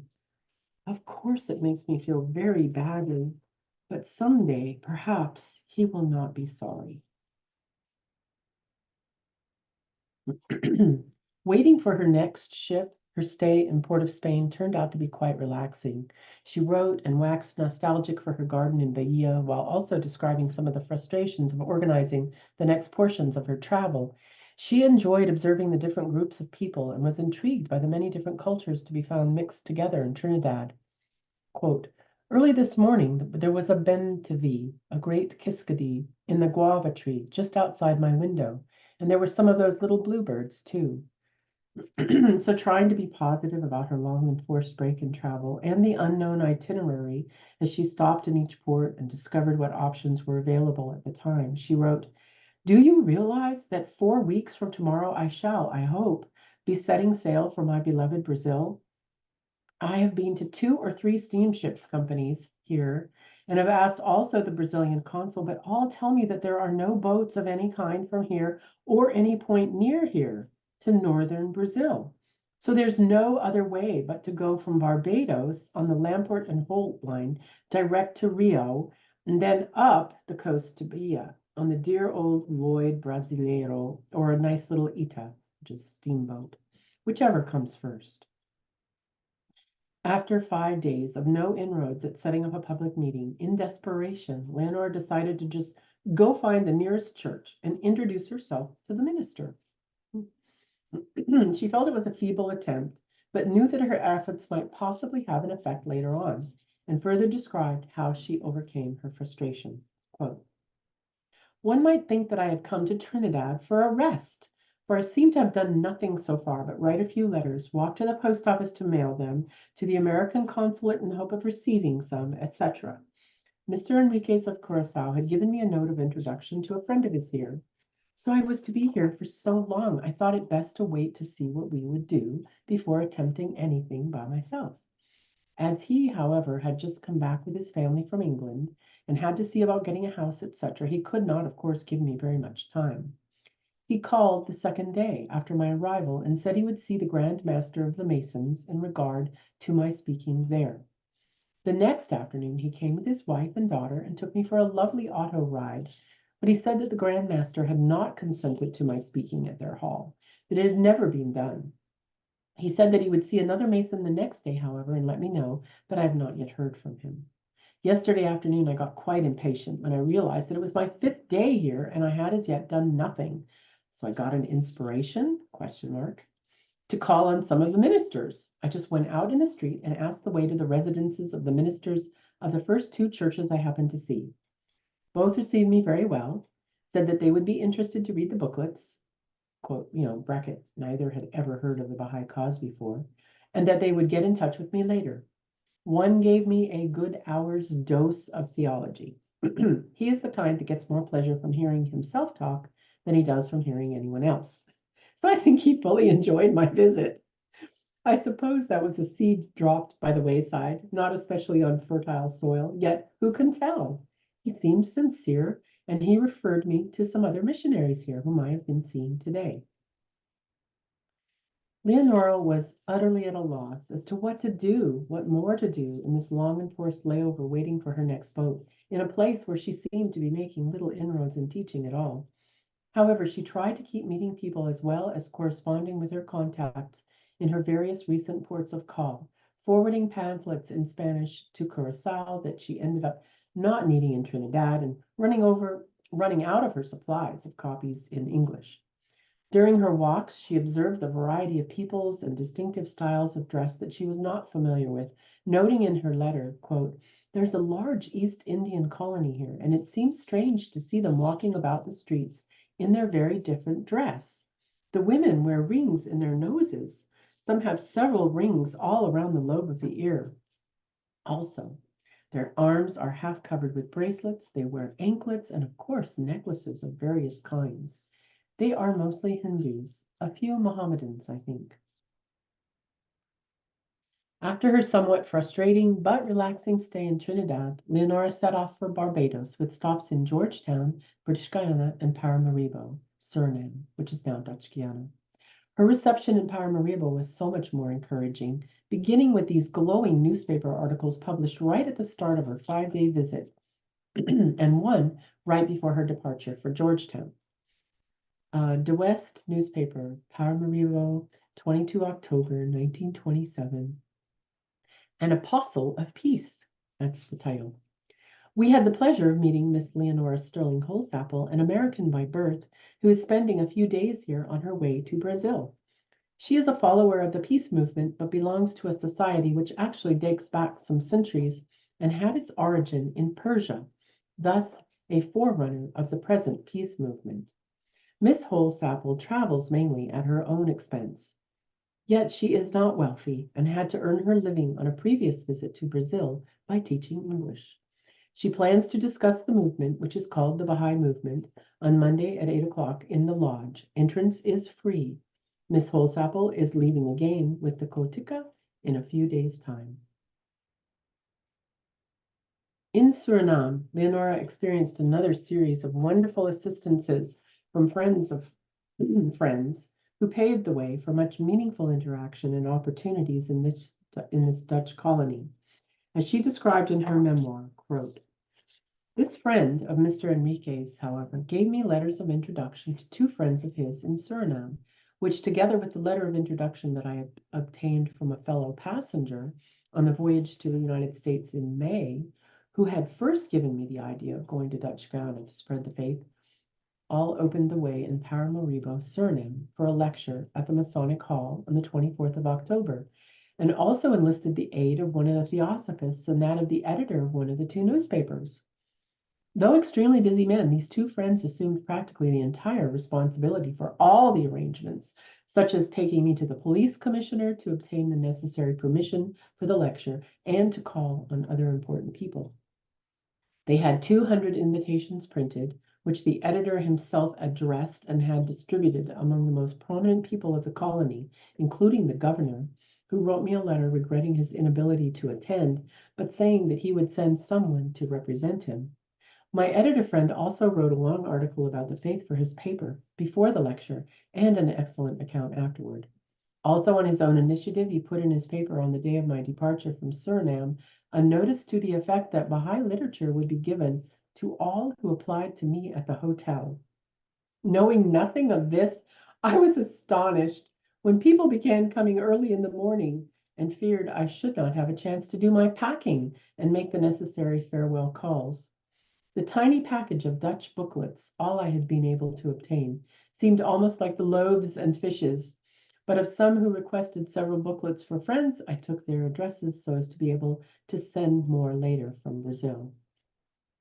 As Leonora continued, quote, "There'd been a remarkably good attendance at the lecture, and a colored clergyman, Mr. M. Murray, present, had invited me to repeat it at his church, Bethel African Methodist Episcopal Church, the following evening. As he and his congregation were British Guianans, their native language was English. After a few words of introduction by the minister, I spoke from the pulpit. Although it was not the regular service night, and there had been only that day to send word to the members, the little church was nearly filled. At the close, the minister asked his congregation to rise in token of their appreciation, and then a little girl came up and presented me with a small bouquet of white flowers. The following extract from the minister's letter received the next morning made me very happy.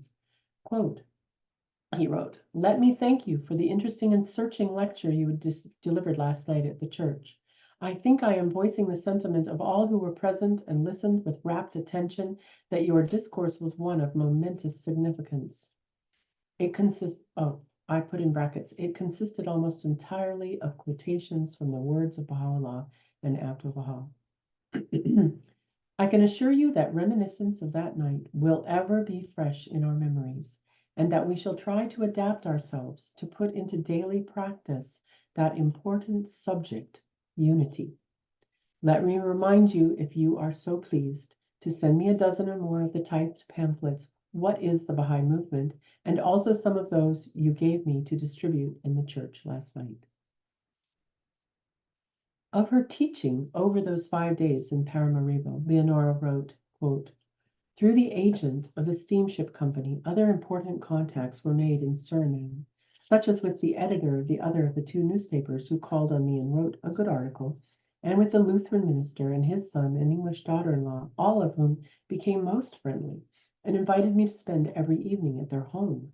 This I was happy to do for the pleasure of being with them and their many interesting friends, as, for example, the Supreme Court judge and the American consul, whose wife later accepted the faith in Barbados, and also as it was an escape from my very hot and mosquito-filled little room at the pension.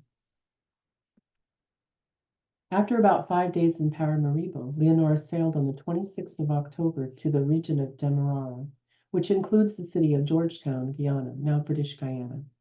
Having only 2 days in the port, she started immediately by visiting the newspaper editor at 10 p.m. the night of her arrival. And she described in her later memoir how this came about.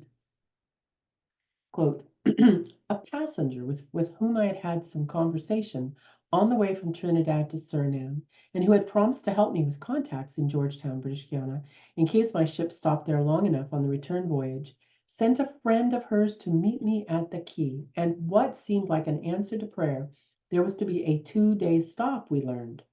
Although it was after 10 p.m., I was taken to call on the editor of the principal newspaper, since it was important to announce as far ahead as possible their public lecture, which I hoped to give there. Thus, an article appeared in the paper the next morning, and very early that morning, too, we called on the mayor and obtained his permission to rent the town hall for the following evening. He regretted that a previous engagement would prevent his presiding, but said he might advertise the lecture as under his patronage. Upon the advice of the friendly editor, I called on a former mayor, Mr. Wolford, who was a member of Parliament and at that moment attending a session, but he came out to speak to me and kindly agreed to preside. He also telephoned at once to his wife to come and take me to their home, where I spent the rest of that day and the next talking about the faith with Mrs. Wolford and her sister, Mrs. Green, with whom I later corresponded. The attendance at the town hall was very good, considering the short notice. Mr. Wolford's introduction was beautiful, almost of a high talk, and when I had finished speaking, he announced that all who wished further information might apply to him for addresses from which literature could be attained.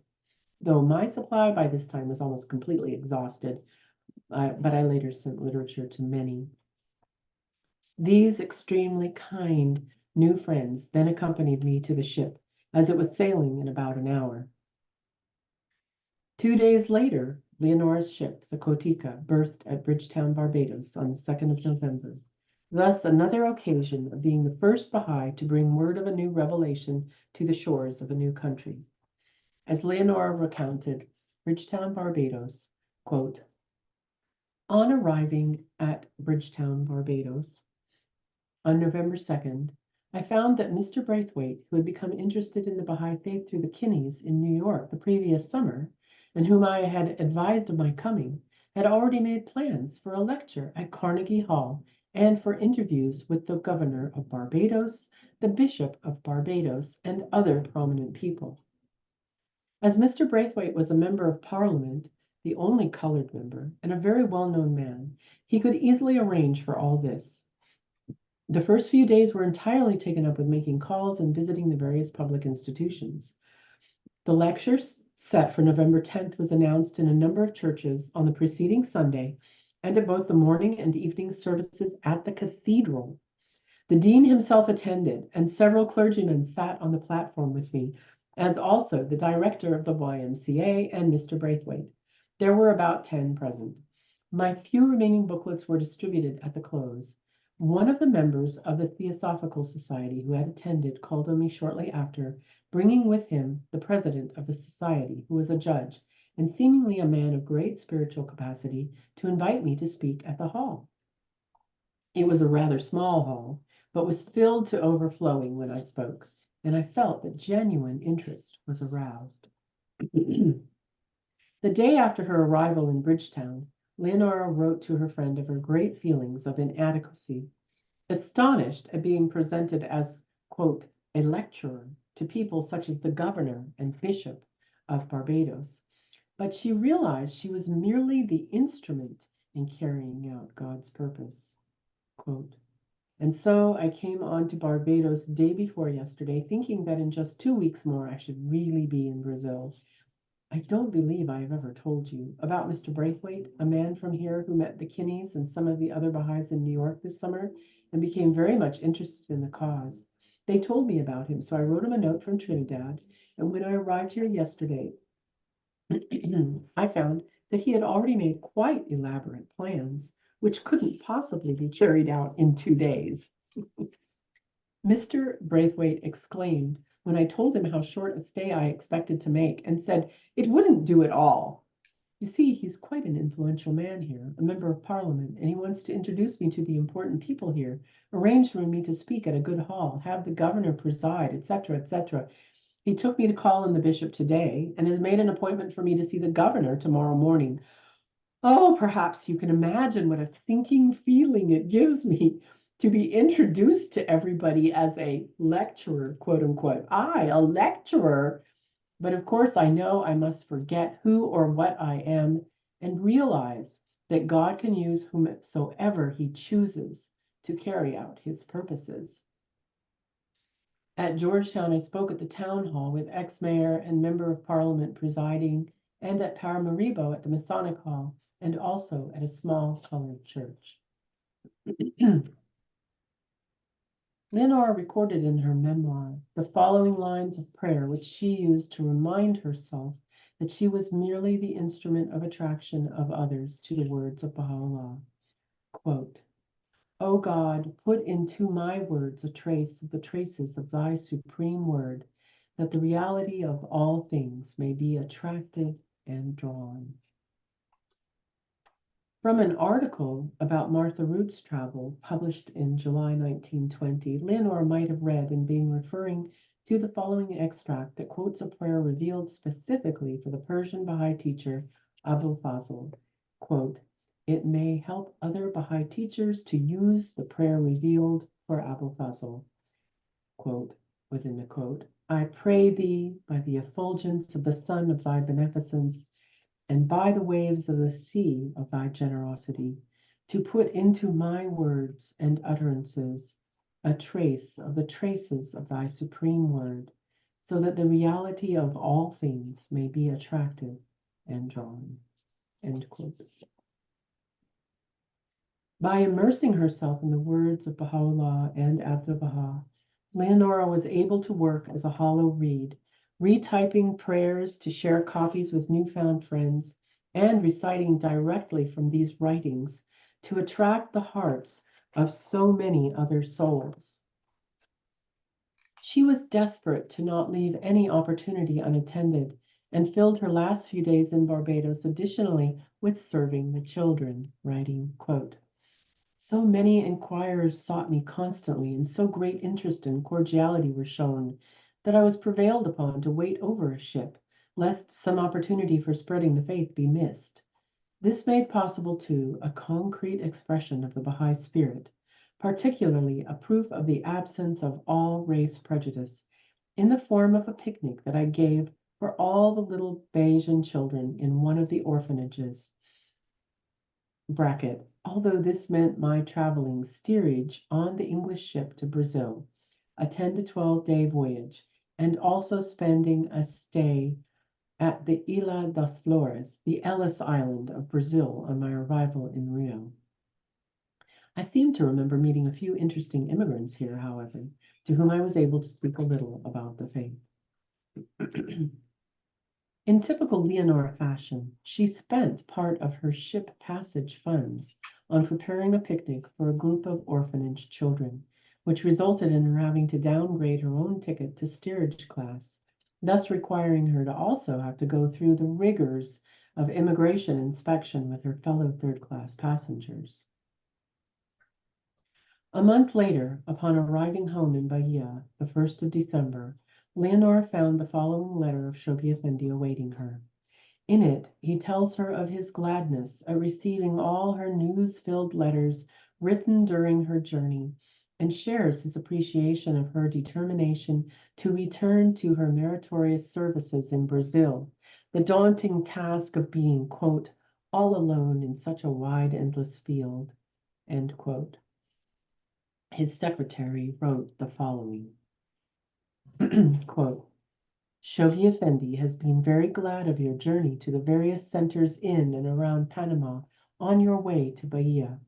You are all alone in such a wide and endless field. There is no doubt that our guardian will always pray for you and expects to see you through sustained efforts innumerable centers in around Bahia established as beacon lights of guidance for the teeming millions of the continent. And then, in his own hand, the guardian added, my dear co-worker, I rejoice to learn of your activities and progress in those distant countries, until now a virgin soil for the seeds of our beloved faith, and of your determination to resume your pioneer work in Brazil. I am deeply grateful to you for the translation you have sent me, and hope to receive the rest in the not distant future. Always praying for you at the holy shrines. Your true brother, Shoghi.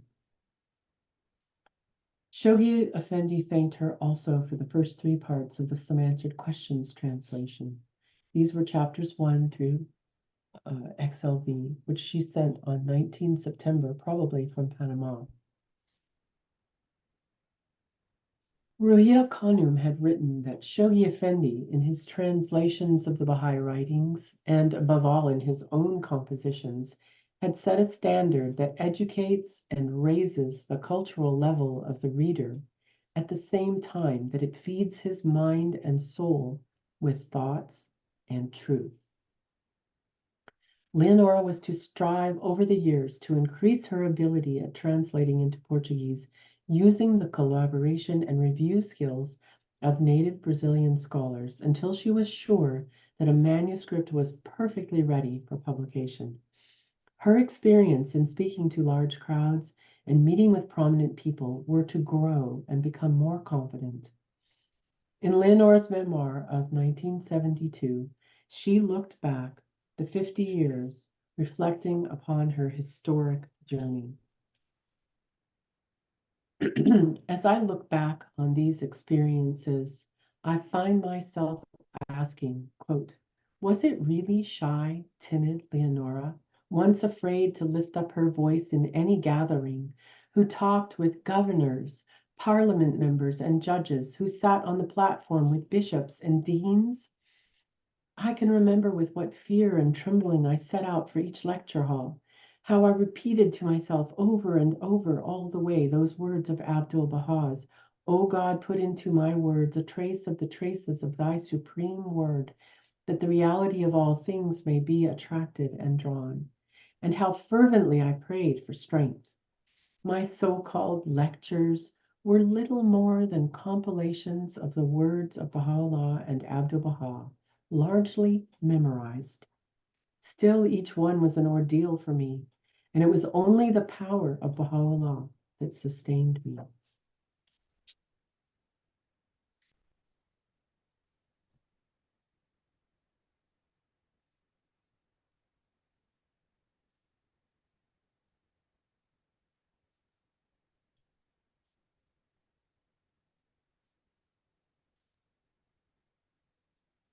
Thank you so much for your patience with my voice trying to give out on me.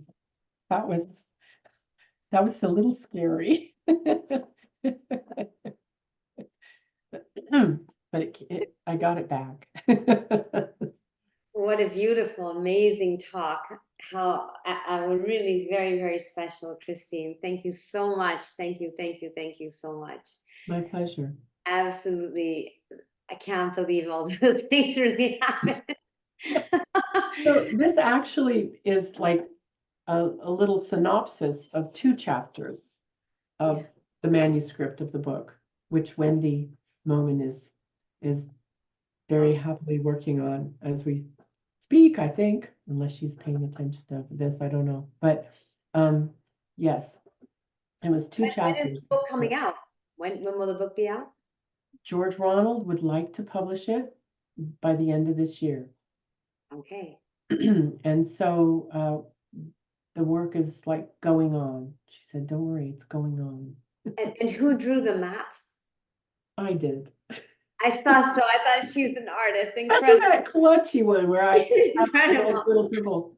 Absolutely. Well, and I'll be really honest, I could not understand all of these mentions in her memoirs of all these different trips and all the multiple times that she went to each place. And I was just like, what? So I started drawing these maps like 40 years ago. I drew them so that I could see where, and then it took me ages to try and figure them out because I had to reread and reread and reread. And I was confused about the back and forth bit at the end there where she goes to Barbados. And of course, until I found those letters, which wasn't until 2018, that I found all those letters that she wrote from America and on board the ship. I mean, it made these chapters what they are, to have that one bunch of letters that the NSA of Brazil sent me. It was phenomenal when that arrived. I was just absolutely blown away because I didn't even know they existed until I read something in the Spanish version of the Brazilian published book about her diary. It has parts of her memoir and some of the photographs that they have in the archives in Brazil. And I was trying to translate the Spanish using Google Translator because my Spanish is just like, "Eh."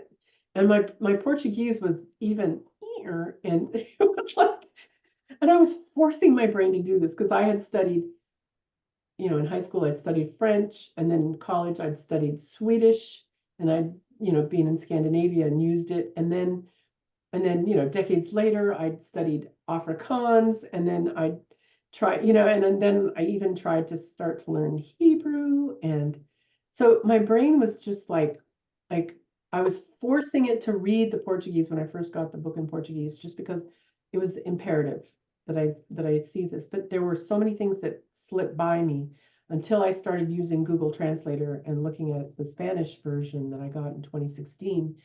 Why I didn't even know what some of the stuff it was referring to, and there were these letters that were all part of the archives in Brazil, which they Wow. very, very sweetly let me have. It was just terrific. So, Fantastic. and it took me a while to realize this was really her epic journey. Yeah, amazing. I mean, really amazing. I want to open up and let other people ask questions. So what we do, everyone, if you raise your digital hand, it's easier for me to see you. And then I throw you in the room with Christine. You can interact and ask your questions. And of course, any questions or comments or ideas are more than welcome because it enhances the talk. I could ask more questions, but I want to let everyone else have a chance. Does anyone have any questions they want to ask? Also, if you start talking, I'll find you. Okay, there we go. Thank you. And you have to turn on your videos so that I can select you. Yes. Oh my gosh. She's a special woman, very special woman. And I look at some of these women of time of Abdul Baha. They had a power of spirit that moved them to action. I understand that you're the grand niece of her. Is that correct? Correct. Okay. So There that was a little bit of confusion when the poster came out. At first it said I was her niece, and her niece is my mother. And if my mother was still alive, she would be 88 years old. so her sister, I know that her grandmother was a Baha'i. My grandmother, sure. Her grandmother. And Leonora's grandmother, yes. And she was 11, so she was a junior youth when she started studying the faith. Yes. That's very fascinating to me. I'm going to share that with my junior youth because I think that's fantastic. Cool. And then did all her sister and family become Baha'is or only your grandmother? It was a small family. It was just the two girls and their father and their stepmother. And neither of their parents became Baha'is. But funnily enough, they lived in Hollywood area of LA, and they are actually buried right near to the grave of Thornton Chase in Inglewood. So then who became a Baha'i that you became a Baha'i? How did that work? So Leonora's grandmother was a Baha'i, and then Leonora and her sister Alith are Baha'is, and then Alith and her husband and my mother are Baha'is, and also on my father's side, they're all Baha'is too. So I have four grandparents, they were all Baha'is. And what happened to Mr. Armstrong, her husband? She married Mr. Armstrong. He was a widower from the UK, and he was an engineer in northern Brazil. And they were very happily married from 1941 until his passing in 1973. Thank you. Thank you. Maybe Grace Nielsen, did you have a question you wanted to ask? Yes, I just wanted to know, excuse me, I just wanted to know if she spent any length of time in the US in the late 1940s and early 1950s? None. As a matter of fact, she made one trip in December of 1933 back to the United States after this trip that I narrated. to visit her family in Los Angeles. And then she went across the United States and she visited the foundation for the Baha'i Temple, and then on to the East Coast and met up with some Baha'is and friends before returning to Brazil. And from 1933, she did not return to the United States until 1972, when my mom and dad and my little sister and I accompanied her back to our house from after the dedication of the temple in Panama. Okay, She was so disoriented as well, you know, Miami, Florida, 1972. thank you. Thank you, Grace. Janet Dodge. I met Leonora after she was named a counselor, and that was in Buenos Aires. I don't know if it was the mid or the late 70s. But the story I have to mention is that my mother, Isabel Stebbins Dodge, lived in Peru from 35 to 38, and she received books. She received the New Era book that she herself had translated, and she sent it via the Amazon, and they were water stained, but she used them in their first meetings with some Theosophists in the first Baha'i meetings held in Peru. I am so glad that you are on this talk, Janet, because I would want to thank you again for your letter. That is in the book. I love that story because you also you included the words of your mother, and she said they came on the back of donkeys over the Andes, remember? I mean, I'm afraid that information isn't correct. That one isn't correct? All right. Because later on I heard that they didn't come, they probably came Wendy, on take notes? donkeys, but it wasn't over the Andes. No. It was the Amazon. But it was in the Amazon. Very cool. Very cool. So you have to Very correct exciting. I think it demonstrates just how far her efforts reached, you know, and that's why a lot of those quotations that I used had little references like, oh, and he's very happy that you contacted the people in Spain, or like, you know, this kind of, it's just like, because people were so hungry for the writings in all these other languages. Thank you. Sure, thank you. Thank you. Christian, hi. From Switzerland. Hi. Hi, Christine. I Hi. might have missed it because I joined a little bit later, but how long did it take you to gather all this information? Must have taken you ages. I wrote my first letter to the archives at the Baha'i World Center when I was 22. Oh, wow. So you were working on it. I've been doing this for 43 years. Wow. So you worked on it while you were in Haifa when we met you. I was actually doing a lot of the collating of the letters that we had discovered, and it was Rob Weinberg that worked with me, and then Mr. Barnes, who said, utilize all the youth here in Haifa that want to be of service, who would like to volunteer. And I had like 16 people volunteer to transcribe all these difficult typed and handwritten letters, hundreds and hundreds of papers, transcribe them into Word documents, because I was just like on overwhelm and not knowing which way to go. And Rob says, get a folder, a manila folder. And he said, get one with lots and lots of pouches on it. And I went shopping, you know, in Haifa, and all I could find was one with 5 folder holds. And I was just like, that's not big enough. He said, like, do it in increments of every 5 years on the labels. And I was like, I need a bigger one. And when I told him, and you know, there aren't any big ones here to find in the stationery stores, he goes, here, use mine. And it had all the labels for the book on Lady Bloomfield. And I was like, oh my gosh, sure. So I covered all his little labels with the years of Leonora's life from 1895 all the way up to 1980. And he said, just start throwing all the documents you have in order into this folder. And that's how I started to sort of like get control of it. But it was still like, it's still been another, 12 years of pulling all that together, writing it. You're welcome. Thank you. Thank you very much. Robert. Oh, yeah, no, my question was asked by somebody else, but I just wanted to say that that was very inspiring, Christine, really thanks, inspiring. Ron.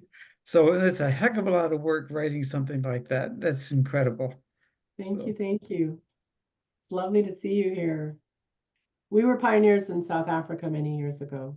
yeah, we That's when were, I first we started knew each doing other. research, really, was when I got to Johannesburg. Say that again, you started what? Yeah, that's when I first started doing the research, was when I got Oh, to in Johannesburg. South Africa, Mhm. right. Typewriter, carbon copies, you know, real Yeah. mail with stamps. Yeah, yeah. Oh no, oh no. Okay, Nan Ackerman. Thank you, Robert. Nan Ackerman. Hello, Christine, and thank you Hi. so much for this very inspiring talk. I couldn't, I wish it had gone on twice as long. I know it's many people. Thanks. A quick question. First of all, when did Leonora die? When did she pass? 1980, October 17th. And can you tell us a little bit about her marriage? She Okay. was so devoted to teaching the faith that she wasn't really looking. And there's a cute story about how she met my great uncle Harold Armstrong, and how they became friends, and then eventually married. But they were both in their 40s when they got married. He was born in Ireland and from England. He'd come from England, where his grown children were going to school, and his mother sort of was like, you know, in charge of them. I think in Bournemouth was where they were living, while he worked at this special. He worked for the hydroelectric company in Recife, northern Brazil. And he was a Baha'i. He became a He Baha'i? became a Baha'i, yes, yeah. Wow. So I can't wait to see the book. I can't wait to read the book. So glad. Thank you, Nan. So it, my Brazilian friends, I have some very dear Brazilian friends, and I'm sure they know about Leonora Armstrong. Oh, everybody in Brazil Yeah. knows about Dona Leonora. And like my husband always says, you know, like a quarter of the girls that are Baha'is in South America are named Leonora. I know that. Yeah. Like the Miss Marta Root. For sure. Thank you so much. Thank you. Mujan, hi, how are you? Hello, Pa. You have to unmute. Yeah. Yeah, Aloha. Aloha. Christina, you said she died in 1980. Did you see her before her passing? I had the great fortune to be able to meet her when I was 10 years old. Our family went to Brazil. And then again, when we took her in our family group while she was at the dedication of the temple in Panama. And then we took her to our home to visit with us for a couple weeks after the dedication of the temple. And I was 12 then. And then when I was 19, I had the real bounty of being able to travel with her from Peru back to Brazil to her home. And she thought we should go down the Amazon River. And so I went down the Amazon River with her, and I could see her, you know, like as we stood outside on the deck, remembering these trips from before, which I've only now really learned about. But it was a long journey, and then I lived in Brazil with her for about half a year. So I did have the wonderful opportunity of really getting to know her. Yes. And to be a little bit of help to her during that time. Where is she buried? She's buried in Bahia, and it's called the Strangers Cemetery, and it's right opposite to a very big cemetery in the city there. It's a beautiful place behind gates and walls with lots of big old trees, and they've created a brand new monument. I mean, there was a monument there, and just recently, like in the last 4 or 5 years, they've erected a new monument, which is gorgeous, and I think there are photos of it on my Facebook page. Yes, okay. Thank you very much. Thank you.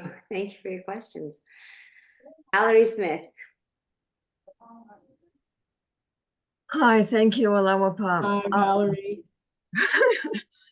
And yes, I can attest to that monument. I just saw it. I'm putting on my find a grave hat, as I so often do. And yes, it's gorgeous. It really is a stunning monument. You had mentioned that there were other relatives buried at Inglewood Cemetery. I understand they may or may not be Baha'is, but I have also have a penchant for linking up family members, regardless of whether they, so all I saw was where I just wrote it somewhere. Samuel, Margaret, and Harrison, are they the relatives? It would be Samuel Norris Holsapple and Christina Ekstrom. And I think that her, she was Christina Ekstrom Holsapple, but I'm not sure what her stone says. All right, so I'm sorry, Harrison and Not Harrison. Okay, very good. Thanks so much. Sure. All right. Okay. Thanks, Valerie. You bet. Okay. Hello, Angelina. I haven't seen you. Oh, Jennifer. Hello, Christine. Hi, Angie. So great to see you. I've just returned from as a delegate to the United States Baha'i National Convention, and the community building work in Brazil was one of the primary topics discussed as part of our consultation to expand teaching work here in the United States. And they focused on that neighborhood, the development of that neighborhood that's in the Expansive Project Prospect film. But I'm bringing it up only because it is it's highlighted so much right now in our discourse here in the United States, the work in Brazil, and that it seems to me that there would be a great benefit for the people of Brazil to have this book translated into Portuguese. And I don't know what plans. There are arrangements happening through George Ronald. They're working on it with the NSA of Brazil to have it translated. And that they really have done something new this time. They said Leonora's book is the first one that they're doing this with, that they're trying to do it faster, and then they want to send me around and do public relations, I guess you'd call it, with Carmel's help. And the way Wendy put it, it might involve a trip to Brazil. And I'm like, we thought of it. And of course, my sister Cindy is just like, I'll go. Wonderful. Thank you. Oh, I agree. Thank you. That's exciting. That's fantastic. Yeah. Thank you, Angelina. Okay. Does anyone else have any questions that they wanted to ask or comments they wanted to make? Right? Yeah. Isa, if I may. Let's see who that is. Well, I have the Spanish copy here. This is the book that was written by Gabriel Marques in Brazil back in 2006 in Portuguese. Okay. So it's a different book, and it's actually using parts of her memoir and photographs that were in the hands of the archives of the NSA of Brazil. So the book that I have been working on is based on the research that I've done, starting with my family papers and photographs, and as well as her memoir, and then lots of other background information that wasn't known about in 2006. Sorry, but I do have both of those books, and they're beautiful. I've got the Portuguese version and the Spanish version, and they are beautiful. Yeah. And the shock of all was I found myself in a photograph near the back. Okay, thank you. Oh, thank you. Thank you for your question. Hi, Gisela. I haven't seen you in a while. Nice to see you here. Thank you. Okay. Anna? Hi, Christine. Hi, Anna. Hi. I'm just amazed at the stamina she had on this trip. How in the world was she able to do so much? I mean, it's just mind-boggling. Well, she was in her Every 30s port. during this time. And I think, you know, as I've gone through all her papers, it becomes evident that it gets harder. And of course, when she and her husband Harold get to be in their 60s, a lot of their letters deal with health and vitamins and gardening and how to stay healthy. And it's not easy, of course, but also, it also curtailed their activities quite a bit. But she lamented not being able to do the same kind of teaching. But of course, we can look back on her life and go, but you were busy translating the Dawn Breakers and Shoghi Effendi. And I mean, she was doing monumental work of a different kind, you know? Thank you, Anna. Thanks for the question. Karen, hello. Hello, Karen in Portugal. You have to unmute. Sorry. Hello. My question, I enjoyed it very much, Christine. Thank you. And my question is, are you going to do other parts of her life in other talks? We'll see how long it takes for the editing to go on the book. I don't know.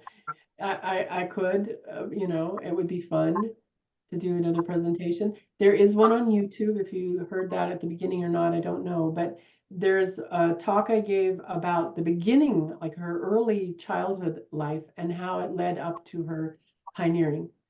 And that one it's listed under the grand niece of Leonora, something like that, on YouTube, Okay. if you're interested. Because I know there's a lot of exciting things in her life still to come. It's almost like too much for me to even remember myself. Like I keep surprising myself. Okay, thank you very much. Thanks, Karen. Thank you. Portugal. Payam Asharian. Yes. Yes, hello. Thank you very much for this wonderful presentation. I have a quick question. In your research, did you come across any mention of her having any interaction with Mr. and Mrs. Bodie, Mary and Edward Bodie? I think they were in Rio. Yes, during the period of the 1940s, when there were the first wave of pioneers from the United States to Brazil, there was Edward Bodie, I believe. I have to be sure, you know, there was also an Edward Meisler. And so like there were several families that pioneered there and stayed there. The Worleys, the Meislers, the Bodies were there for a while, but I think that they also were pioneers elsewhere. So yes, there's mention of them on committees, but that's about Yes, it. because they were the ones who helped form our community here initially before going off, and she was one of the people who unveiled one of the tablets of the divine plan in New York.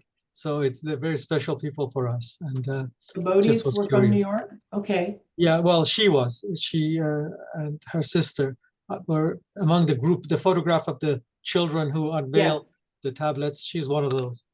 She's one of the little girls? Yeah, well, Wow. not so little, teenager.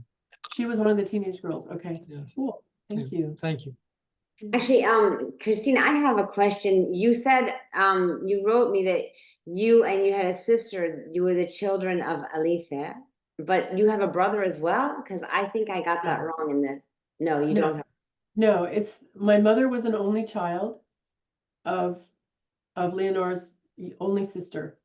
And I have one sister, and that's it. There's just the two of us. We are her only living relatives, and therefore our children, and that's it. She adopted over 20 children, she and Uncle Harold, over the period of many, many years in various forms, like formal adoption, everything from formal adoption to just sort of like having them live with them or sending them to school or, you know, but plus like during the 1930s, she had an orphanage, and that in itself is a whole nother amazing episode. So yeah. Wow, that's incredible. I know she had all these things that were just like burning desires for her. And the hardest thing of all was every so often her letters with Shoghi Effendi would be, he would remind her, your first duty is teaching the faith. The second is translation of the writings. And third is social work. And she kept wanting to do all things, like she was bringing, because she was just in touch with all these people. And of course, you could tell by the description of the poverty in Fortaleza that the needs were huge. And they didn't have social structures there to catch the people that were falling through the cracks. That's just She just incredible. wanted to save everybody. Wow, incredible. Stephen, your chance. Hi, Christine. Yeah, I actually had to pop out and back in. You mentioned many times Leonora approaching newspapers and getting articles and interviews and things. Have you found any of these articles actually in the newspapers? I have several of the newspapers. A couple of them came through Gabriel Marquez in Brazil, so they must be saved at the archives in Brazil. And then I found a couple of the ones, like that one from New York. And then the one to West, I actually had a copy of it and I gave it to a neighbor of mine who was fluent in Dutch, and she translated it for me. Excellent.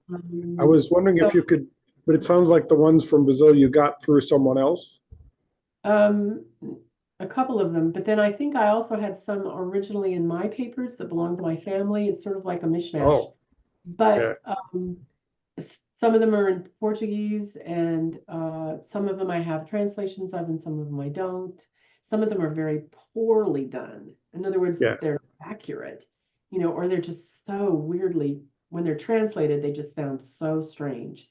Yes. And they got things wrong, and they would color all these weird names. So yeah, I've actually quoted a lot of them just because of the archaic phrases, like the American lecturer and coming from America. And I mean, they do all that like 1920s sort of.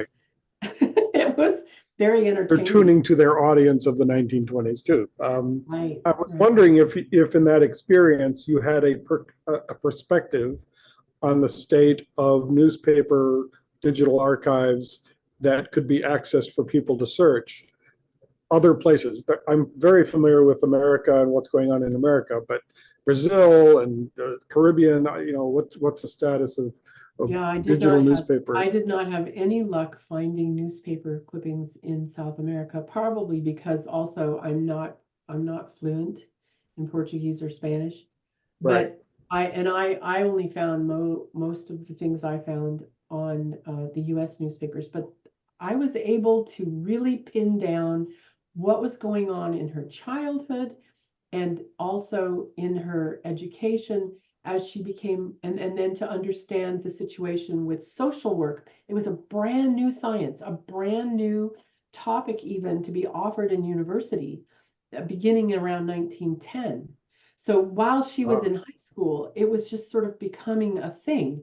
And by the time she'd graduated from Cornell in 1915, she was teaching Latin and in schools around upstate New York.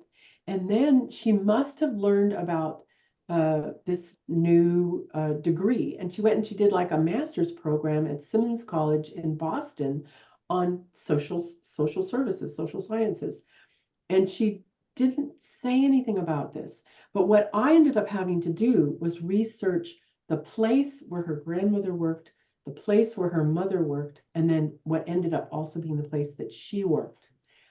Everywhere in her memoir, it talks about how they worked at the New York State Training School for Girls. And in my mind, I had this high school, that was like a vocational school or something. And in fact, it was a prison. It was the first prison established in New York for girls where they actually realized, oh, we can't have girls in prison with the men. This was back in the 1800s. And they created this prison outside of Hudson, New York. And my great-great-grandmother came from Buffalo to work as a matron there. And I felt like this was extremely important to Leonora's story because Her mother also worked there as a teacher to the inmates. And then later, both Leonora and my grandmother Alith worked there for a period of time as well as social workers. So it was something that you could tell had been a part of her formation. This service to people in either like desperate, back in the day, it was like nowhere in the letters, the memoirs, nothing in the stories that I had from my mother was there any mention about wayward girls or in trouble girls. None of it. It was just they just, it was the name of the place. And I knew nothing about it until I started Googling this, what turned out to be a prison. And some of it is notorious because, of course, it went through decades of changes and upheavals and riots with girls rioting. And I mean, it was very, very shocking to me when I came out, and I just sort of looked at my husband and I said, she was working with convicted criminals. No, they were mostly young women who were taken off the streets of New York for petty theft or being pregnant or being in the wrong place and not having a parent to take care of them and being underage. There may be an interesting possibility. There's a couple of facts that are kind of at the edge, and I'm going to summarize. I did research on John Harrison Mills, who's kind of the founder of the Baha'i community of Buffalo. Okay. His daughter introduced the faith to him. She was coming out of New York City, but she moved back to Buffalo. This is like 1905-ish. Uh-huh. She had a nervous breakdown and was sent to prison and then released and was in some kind of shared home or something. I don't remember all the details, and eventually moved on herself.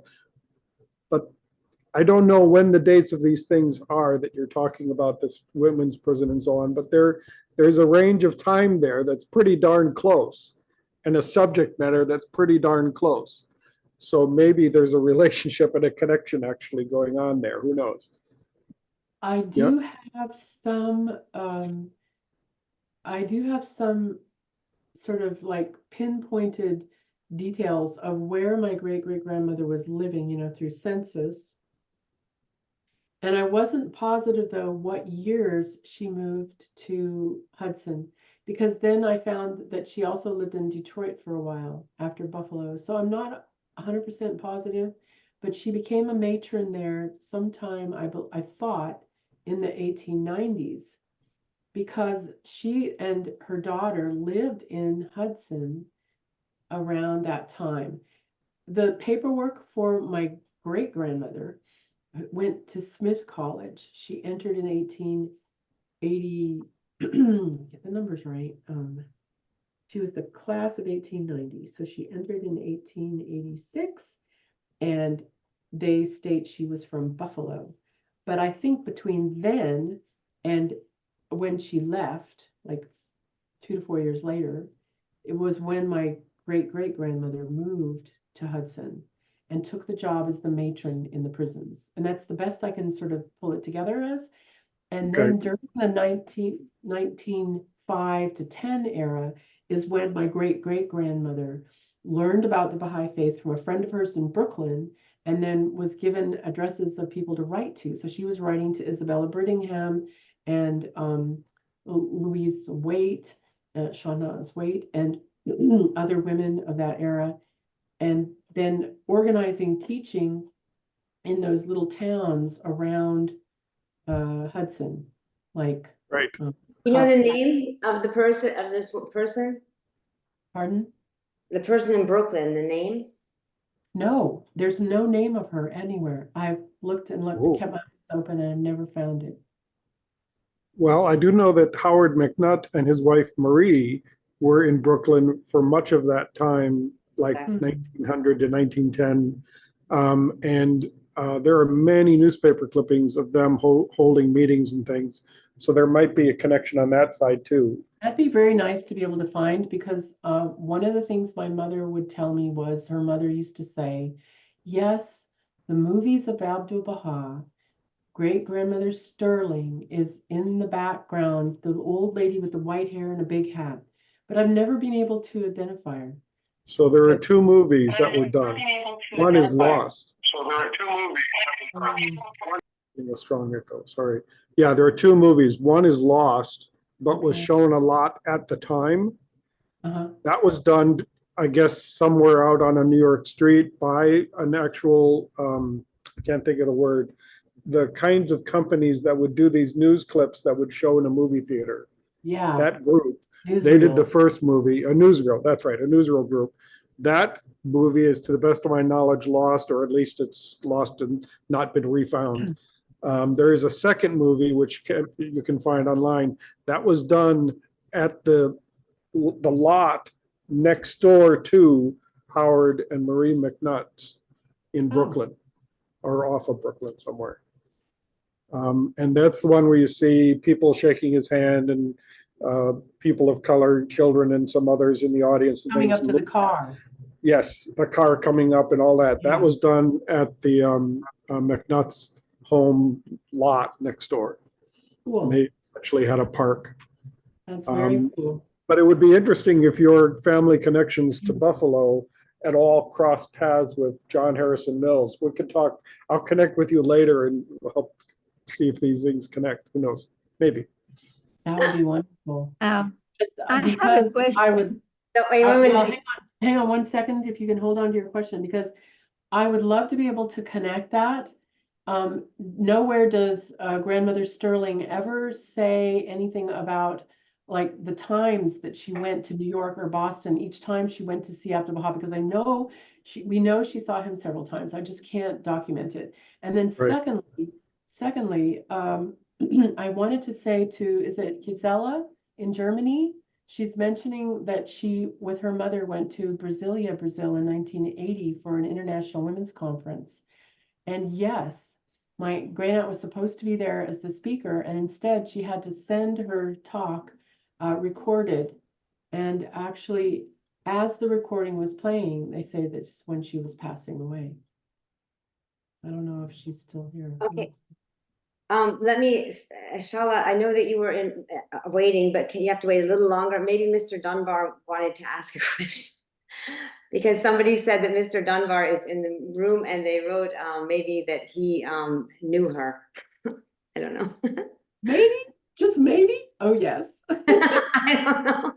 Hello, aloha. It's great to see you. Thank you so much for coming. I visited her a number of times and heard from her lips the stories of her adventures in the Amazon, especially, which were never recorded very clearly. She never wrote the Guardian about it or anything, and she wrote him letters that she was feeling, that she wasn't doing anything, and he was writing back encouragement to her, never mind, just keep pursuing. Meanwhile, she was doing the most extraordinary historic things.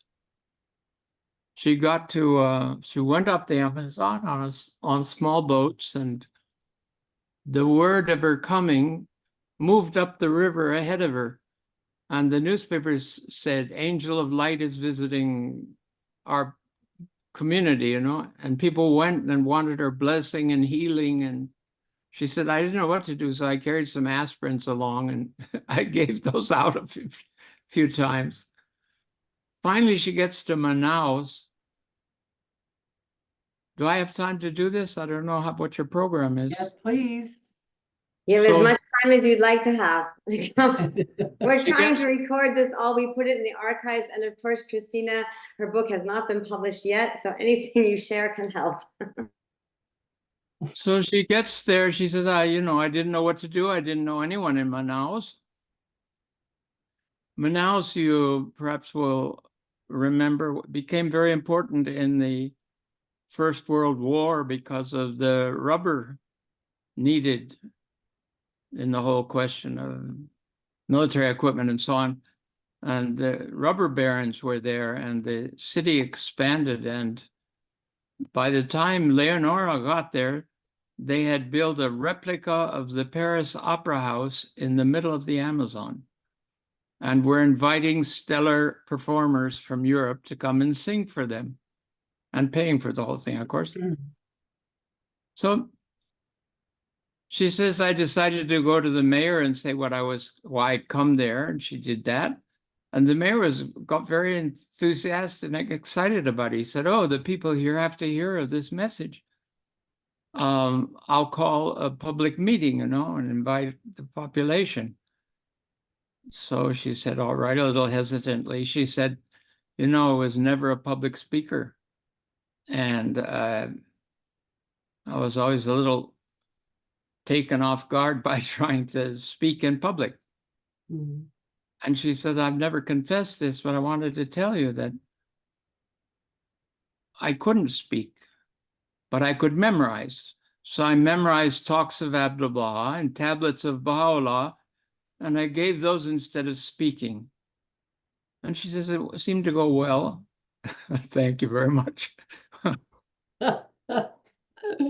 So she said, well, where's the meeting? And he said, it's at the Opera House. Well, the Opera House holds 2,000 people. She says, I went to the Opera House thinking, like most public meetings, a few people will show up and that'll be that. She said it was full. And they received it very well. And after the meeting, the mayor came to me and he said, now that covered the adults, but you have to go to all the schools and deliver the message in the schools. So she had a big program there going to the schools. Then I said, well, what happened after the public meeting? She said, they formed a study class. I said, so how did that go? And she said, well, it wasn't as many people. I mean, only 400 showed up for the study classes. Meanwhile, she's failing to tell anybody about this. I don't have it written down anywhere. You're the only person that knows all these details, Mr. Dunbar. Great gracious, I had no idea. But don't worry, I've quoted you throughout the whole book, so. Well, I hope she'll be happy about that. I don't know. Maybe it's just for our gift that she slipped up a bit and told you these details. Yeah. Because she certainly didn't write about it herself in her memoir.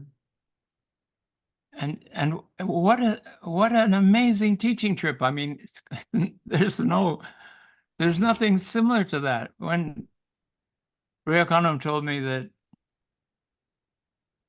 the Guardians told her that Leonora was the Peter of South America. Right. Yeah. She was extraordinary. Light shedding when she was turned on. She was so radiant. Yeah.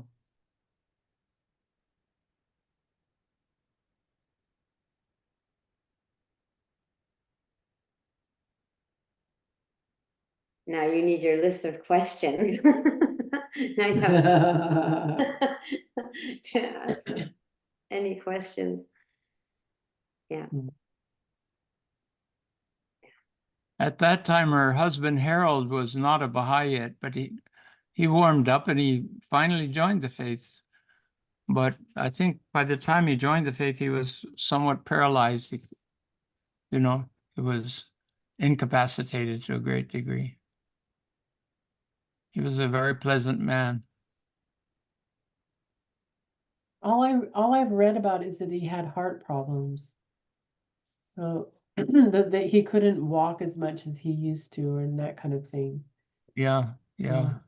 But I did find the place where it says where he declared. So that was in the 1960s. Yeah. But it was one of those things where he said, I've always considered myself a Baha'i type of thing. Lovely. So, yeah. He was a dear man. She collected children off the streets and adopted them, brought them home and so on. And some of them were really difficult. Yes. Some of them Now, are when I was visiting in her house, she said, you know, I do the translations, but I don't have time. She was taking care of the farm and had all kinds of business things that she was trying to carry out in the town where they were in. Mhm. And she said, so I'm ashamed. She said, I didn't have the time to put in on the translations I wanted. I would usually begin translating. What was it? She said in the, you know, the middle of the night. Yep. And concentrate on it as best I could. But then about 3 o'clock, I'd get sleepy. And it's terrible. She said I had to give it up. You know, I mean, I had to give up at 3 o'clock and sleep for 3 hours. And then I got up at 6 to take care of the kids, to send them to school and so on. Mm-hmm. She asked me if I thought that was all right. Well, oh my. Constantly embarrassing me with these comments of hers. Oh my gosh. Oh, she was such a dedicated soul, my God. She told me about a lot of her life in Bahia too. And yeah.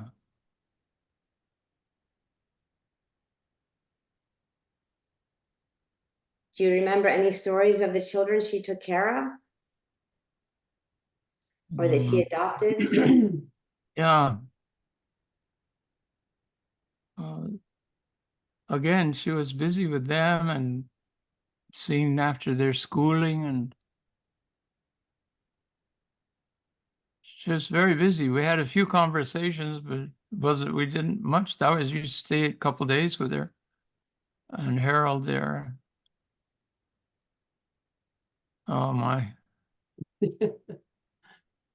Marvel Gray was still alive in New Mexico. She's on the talk of originally. I don't know if she's still there or not. I think she's still there. Yes, she was helping to nurse Leonora in the last days. And she said Leonora, you know, was pushing herself, translating 2 new pieces that had come from the House of Justice, revised translations of the healing prayer. What was the other one? The long healing Fire prayer. tablet. And the fire tablet, I think. Yeah. Yeah. And she was in bed all the time and writing down that. And when she finally got the final copy, the clean copy made, she set it down and she said, well, that's the end of it. And gradually she slipped away after that. And Marvel said, you know, she was luminous in those last days.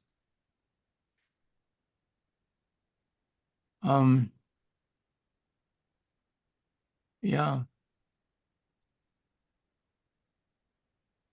They'd come out of the room, turn the lights off, and there'd be a light coming out of the room. I don't know what that's about, but Marvel said we saw it night after night. And then she passed very quietly.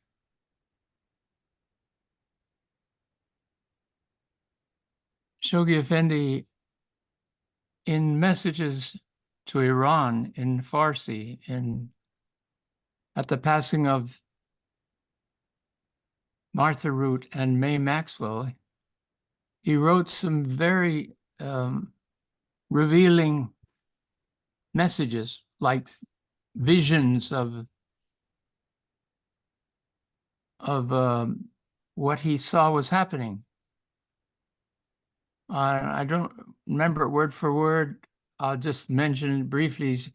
Like, when these holy souls ascend into the concourse on high, the inmates of the highest worlds rush forth with the chalices of light and cheer the souls that have come. Well done, O maidservant of God.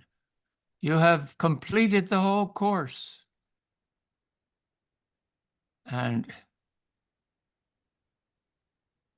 yeah, what could you say, you know?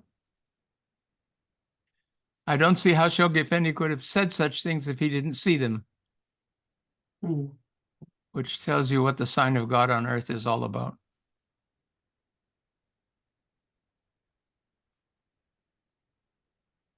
You have to excuse me, I have some visitor outside of my studio here. I have to find out what's going on. Excuse me. Thank you so much, Mr. Dunbar. Aloha. I don't know what to say after that, Jen. I'm sorry.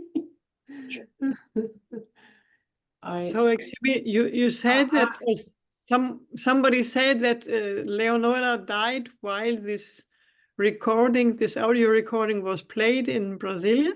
That's right. That was from Jane Clamsey wrote to me about that because she was there. And then she also went to Brazil and at the end for the funeral after the conference. But what Mr. Dunbar just said, he told me this in 1983. He actually came and had dinner with us in Johannesburg and told me this story. And I said, oh, please, Mr. Dunbar, you will write this out for me, right? And he said, no, you will write it. And I was like, argh! And it took me 4 decades almost to find Marvel Gray and find out Marvel Gray Gerke, already a friend of our family, and I didn't even realize she had been one of the ones living at the Koto's house with them, taking care of Leonora. And she told me these stories firsthand, and I was able to transcribe them and put them into the manuscript. So you can read it again if you want. Wow. I don't have that great quote of what Mr. Dunbar said about Shoghi Effendi. I would love to have that full one, but I don't. It's very beautiful, very inspiring, dauntingly inspiring. But yeah, over and over, many times, I've had to just stop and go, oh my gosh, putting it all into context of, you know, how she managed to do certain things, which took real focus and steadfastness through thick and thin, illnesses, etc. Yeah. Are there any other questions? Yeah, I have a couple of questions. One is, when she was at Cornell, do you have any documents that indicates that she met, because some of the Chinese who became Baha'is in the early years became Baha'is at Cornell. And I'm wondering if she has written anything, or you have any document where she was actually meeting with the Baha'is at the university. There is an archive, and I know that they honored her. There was an anniversary honoring, and one of the people that I've written to told me about it, but I did not receive any information about it yet. But it's recorded that she was a student there.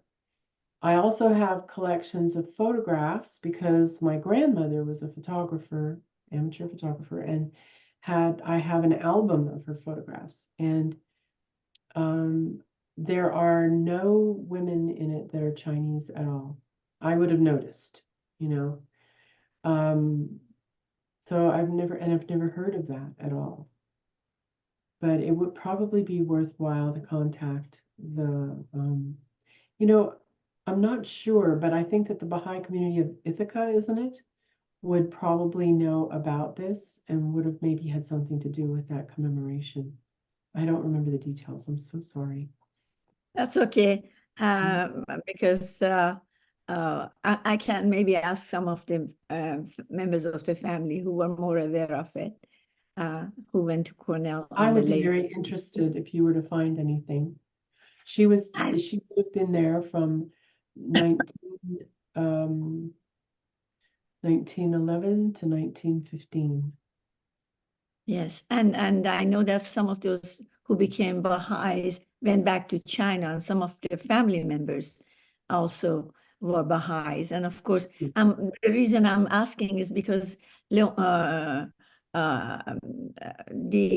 sister-in-law went to Cornell in 59. Actually, she wanted to declare in Toronto, but John Robart insisted that she reads all the Baha'i books, and she got to Cornell with Dawnbreakers and finished it and called him. It was actually at Cornell that she declared, and she has mentioned that there had been Baha'is at Cornell from the early days of the faith. So I was wondering if you had any document. The other question I have is, Yeah, that'd be interesting to know if she was the first Baha'i student.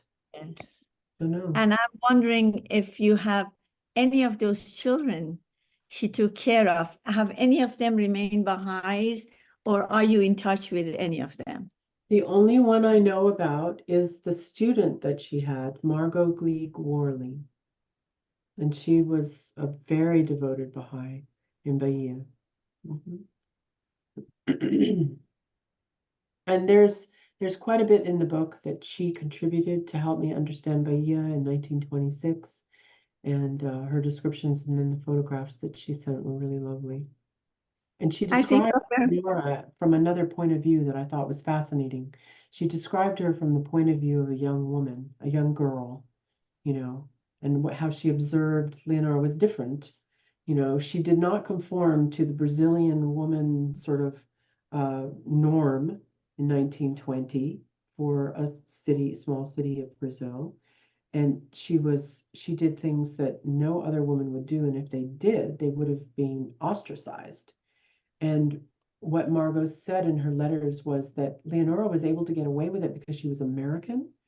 And because she was teaching English, they sort of gave her a pass, you know, that she could have people, men, coming to her home and sitting in a room just with her. You know, all these things were verboten, you know. So it was quite, she was very, very brave. She was totally courageous. Yes, I think of her more as the Tahirih than Peter, because I think she had that brave, although she sounds actually from some of the stuff I've looked at, very humble, but she was very brave, and she took actions that was beyond the women of her period. Of course, all those women of time of Abdul Baha, they did that. They seem to have done that.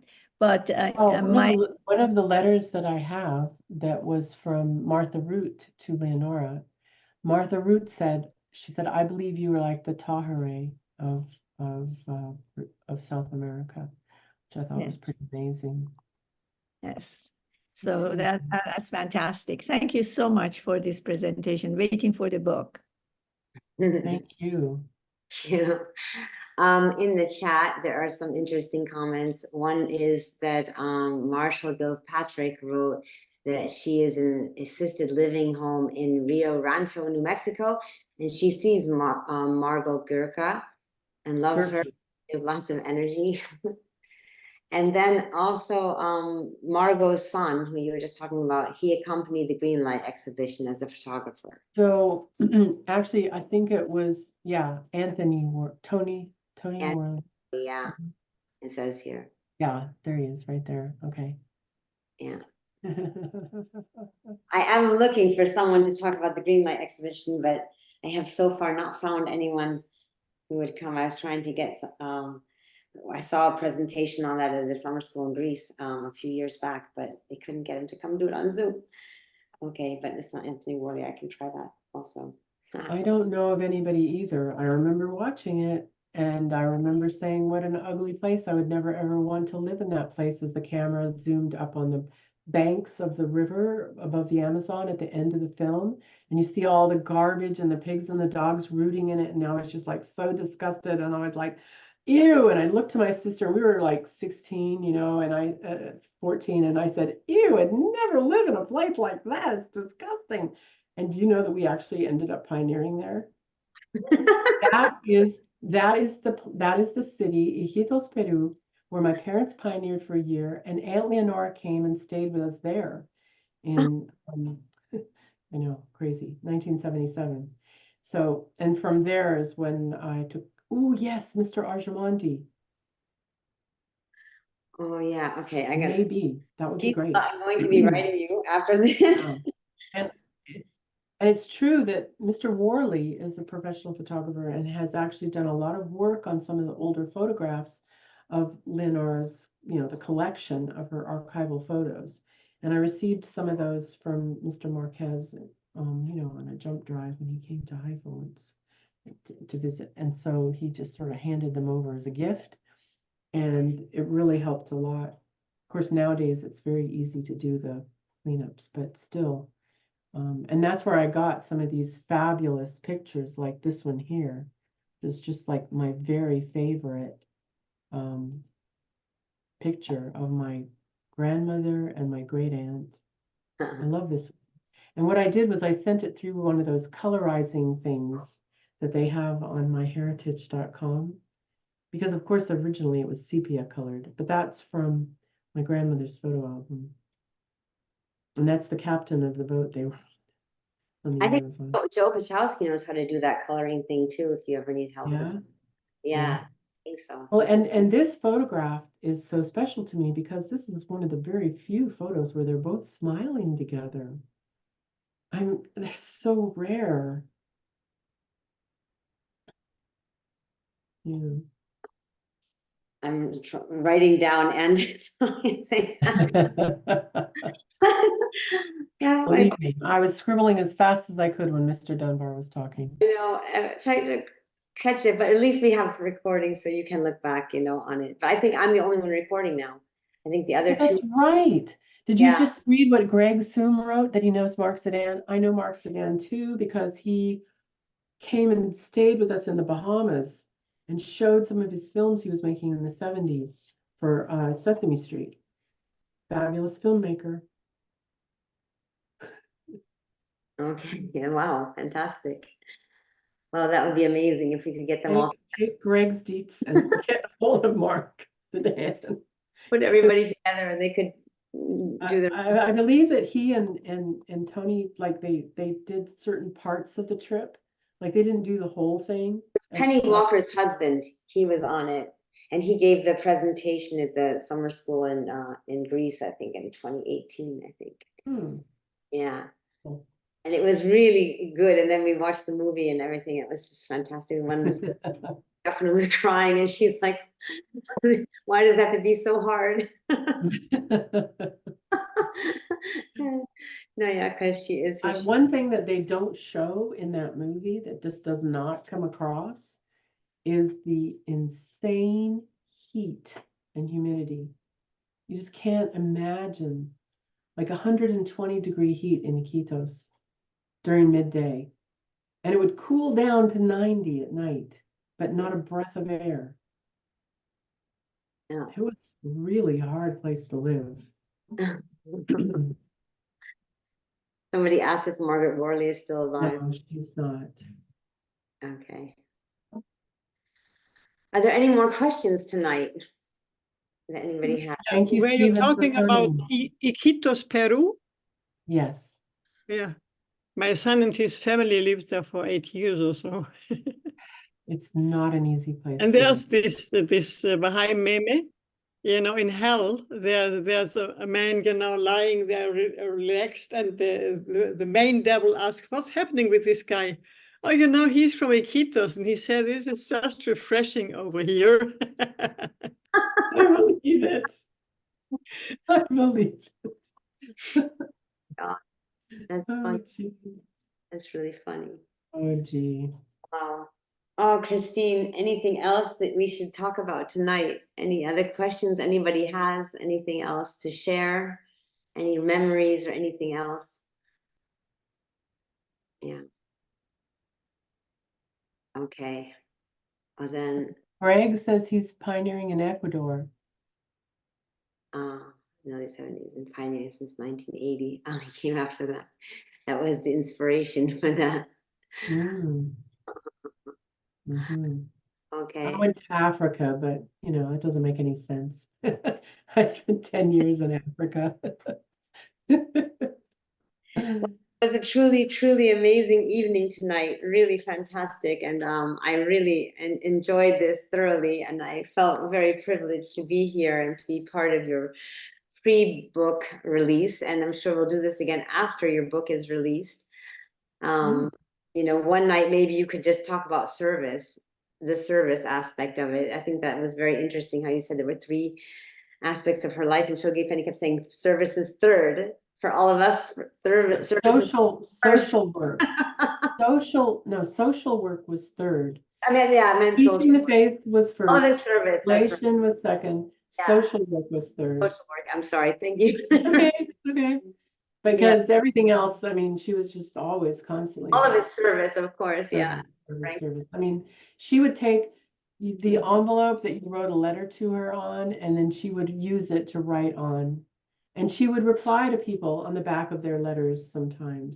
She never wasted any paper. Now, whenever I print out a new part of the manuscript, I'm like, sorry, Leonora, I'm wasting more paper again. But that was just one of her many sort of foibles things. Amazing. Amazing. Well, thank you so much tonight for coming, Christine, and for sharing when the whole thing went down in February. We couldn't do it. And like I said, when the book comes out, we should, you know, do again with where you just explain about the book and some of the other aspects you may not have covered tonight. I wanted to encourage everybody who has ideas about things about Baha'i history that have not had the privilege of having books published, that we try to record everything, everyone's memories and things that happened in the last 50, 60, 70 years, whatever anybody can remember before it gets forgotten, to record Baha'i history. Send me, please. I think I put my email address. This says Gmail. You can also do genvebers@iCloud. And send me your ideas, and then we can start programming things. We have a really exciting program coming up all the way through July. So that many dates available still. And then after that, it will be the second half of the year or the fall. So, I mean, anyway, thank you everybody for your attention tonight and for coming and for all your love and support in this project that is going into a new phase, I feel like. And really very, very, very thankful for everybody's participation tonight. Thank you for inviting me, Jen. Can we close with a prayer, maybe, Christine? Because we didn't start with one, but we should maybe close. Thank you. Yes, very good. So do you also have a prayer you could say? I said that little tiny one in the middle, but I can say another one. Yeah, maybe one more prayer. I mean, it's just been such an incredible night. I can't just shut off the computer and go away, you know. It seems like it has to have a holy word to bless the end of this amazing presentation tonight. Yeah.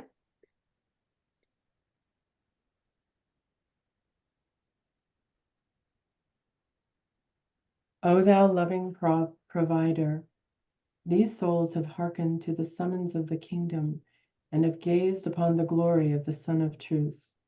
They have risen upward to the refreshing skies of love. They are enamored of thy nature, and they worship thy beauty. Unto thee have they turned themselves, speaking together of thee, seeking out thy dwelling, and thirsting for the water brooks of thy heavenly realm. Thou art the giver, the bestower, the ever-loving.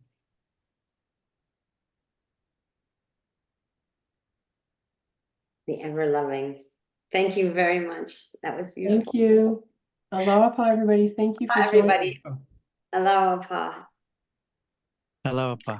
Aloha. Thank you. Thank you very much.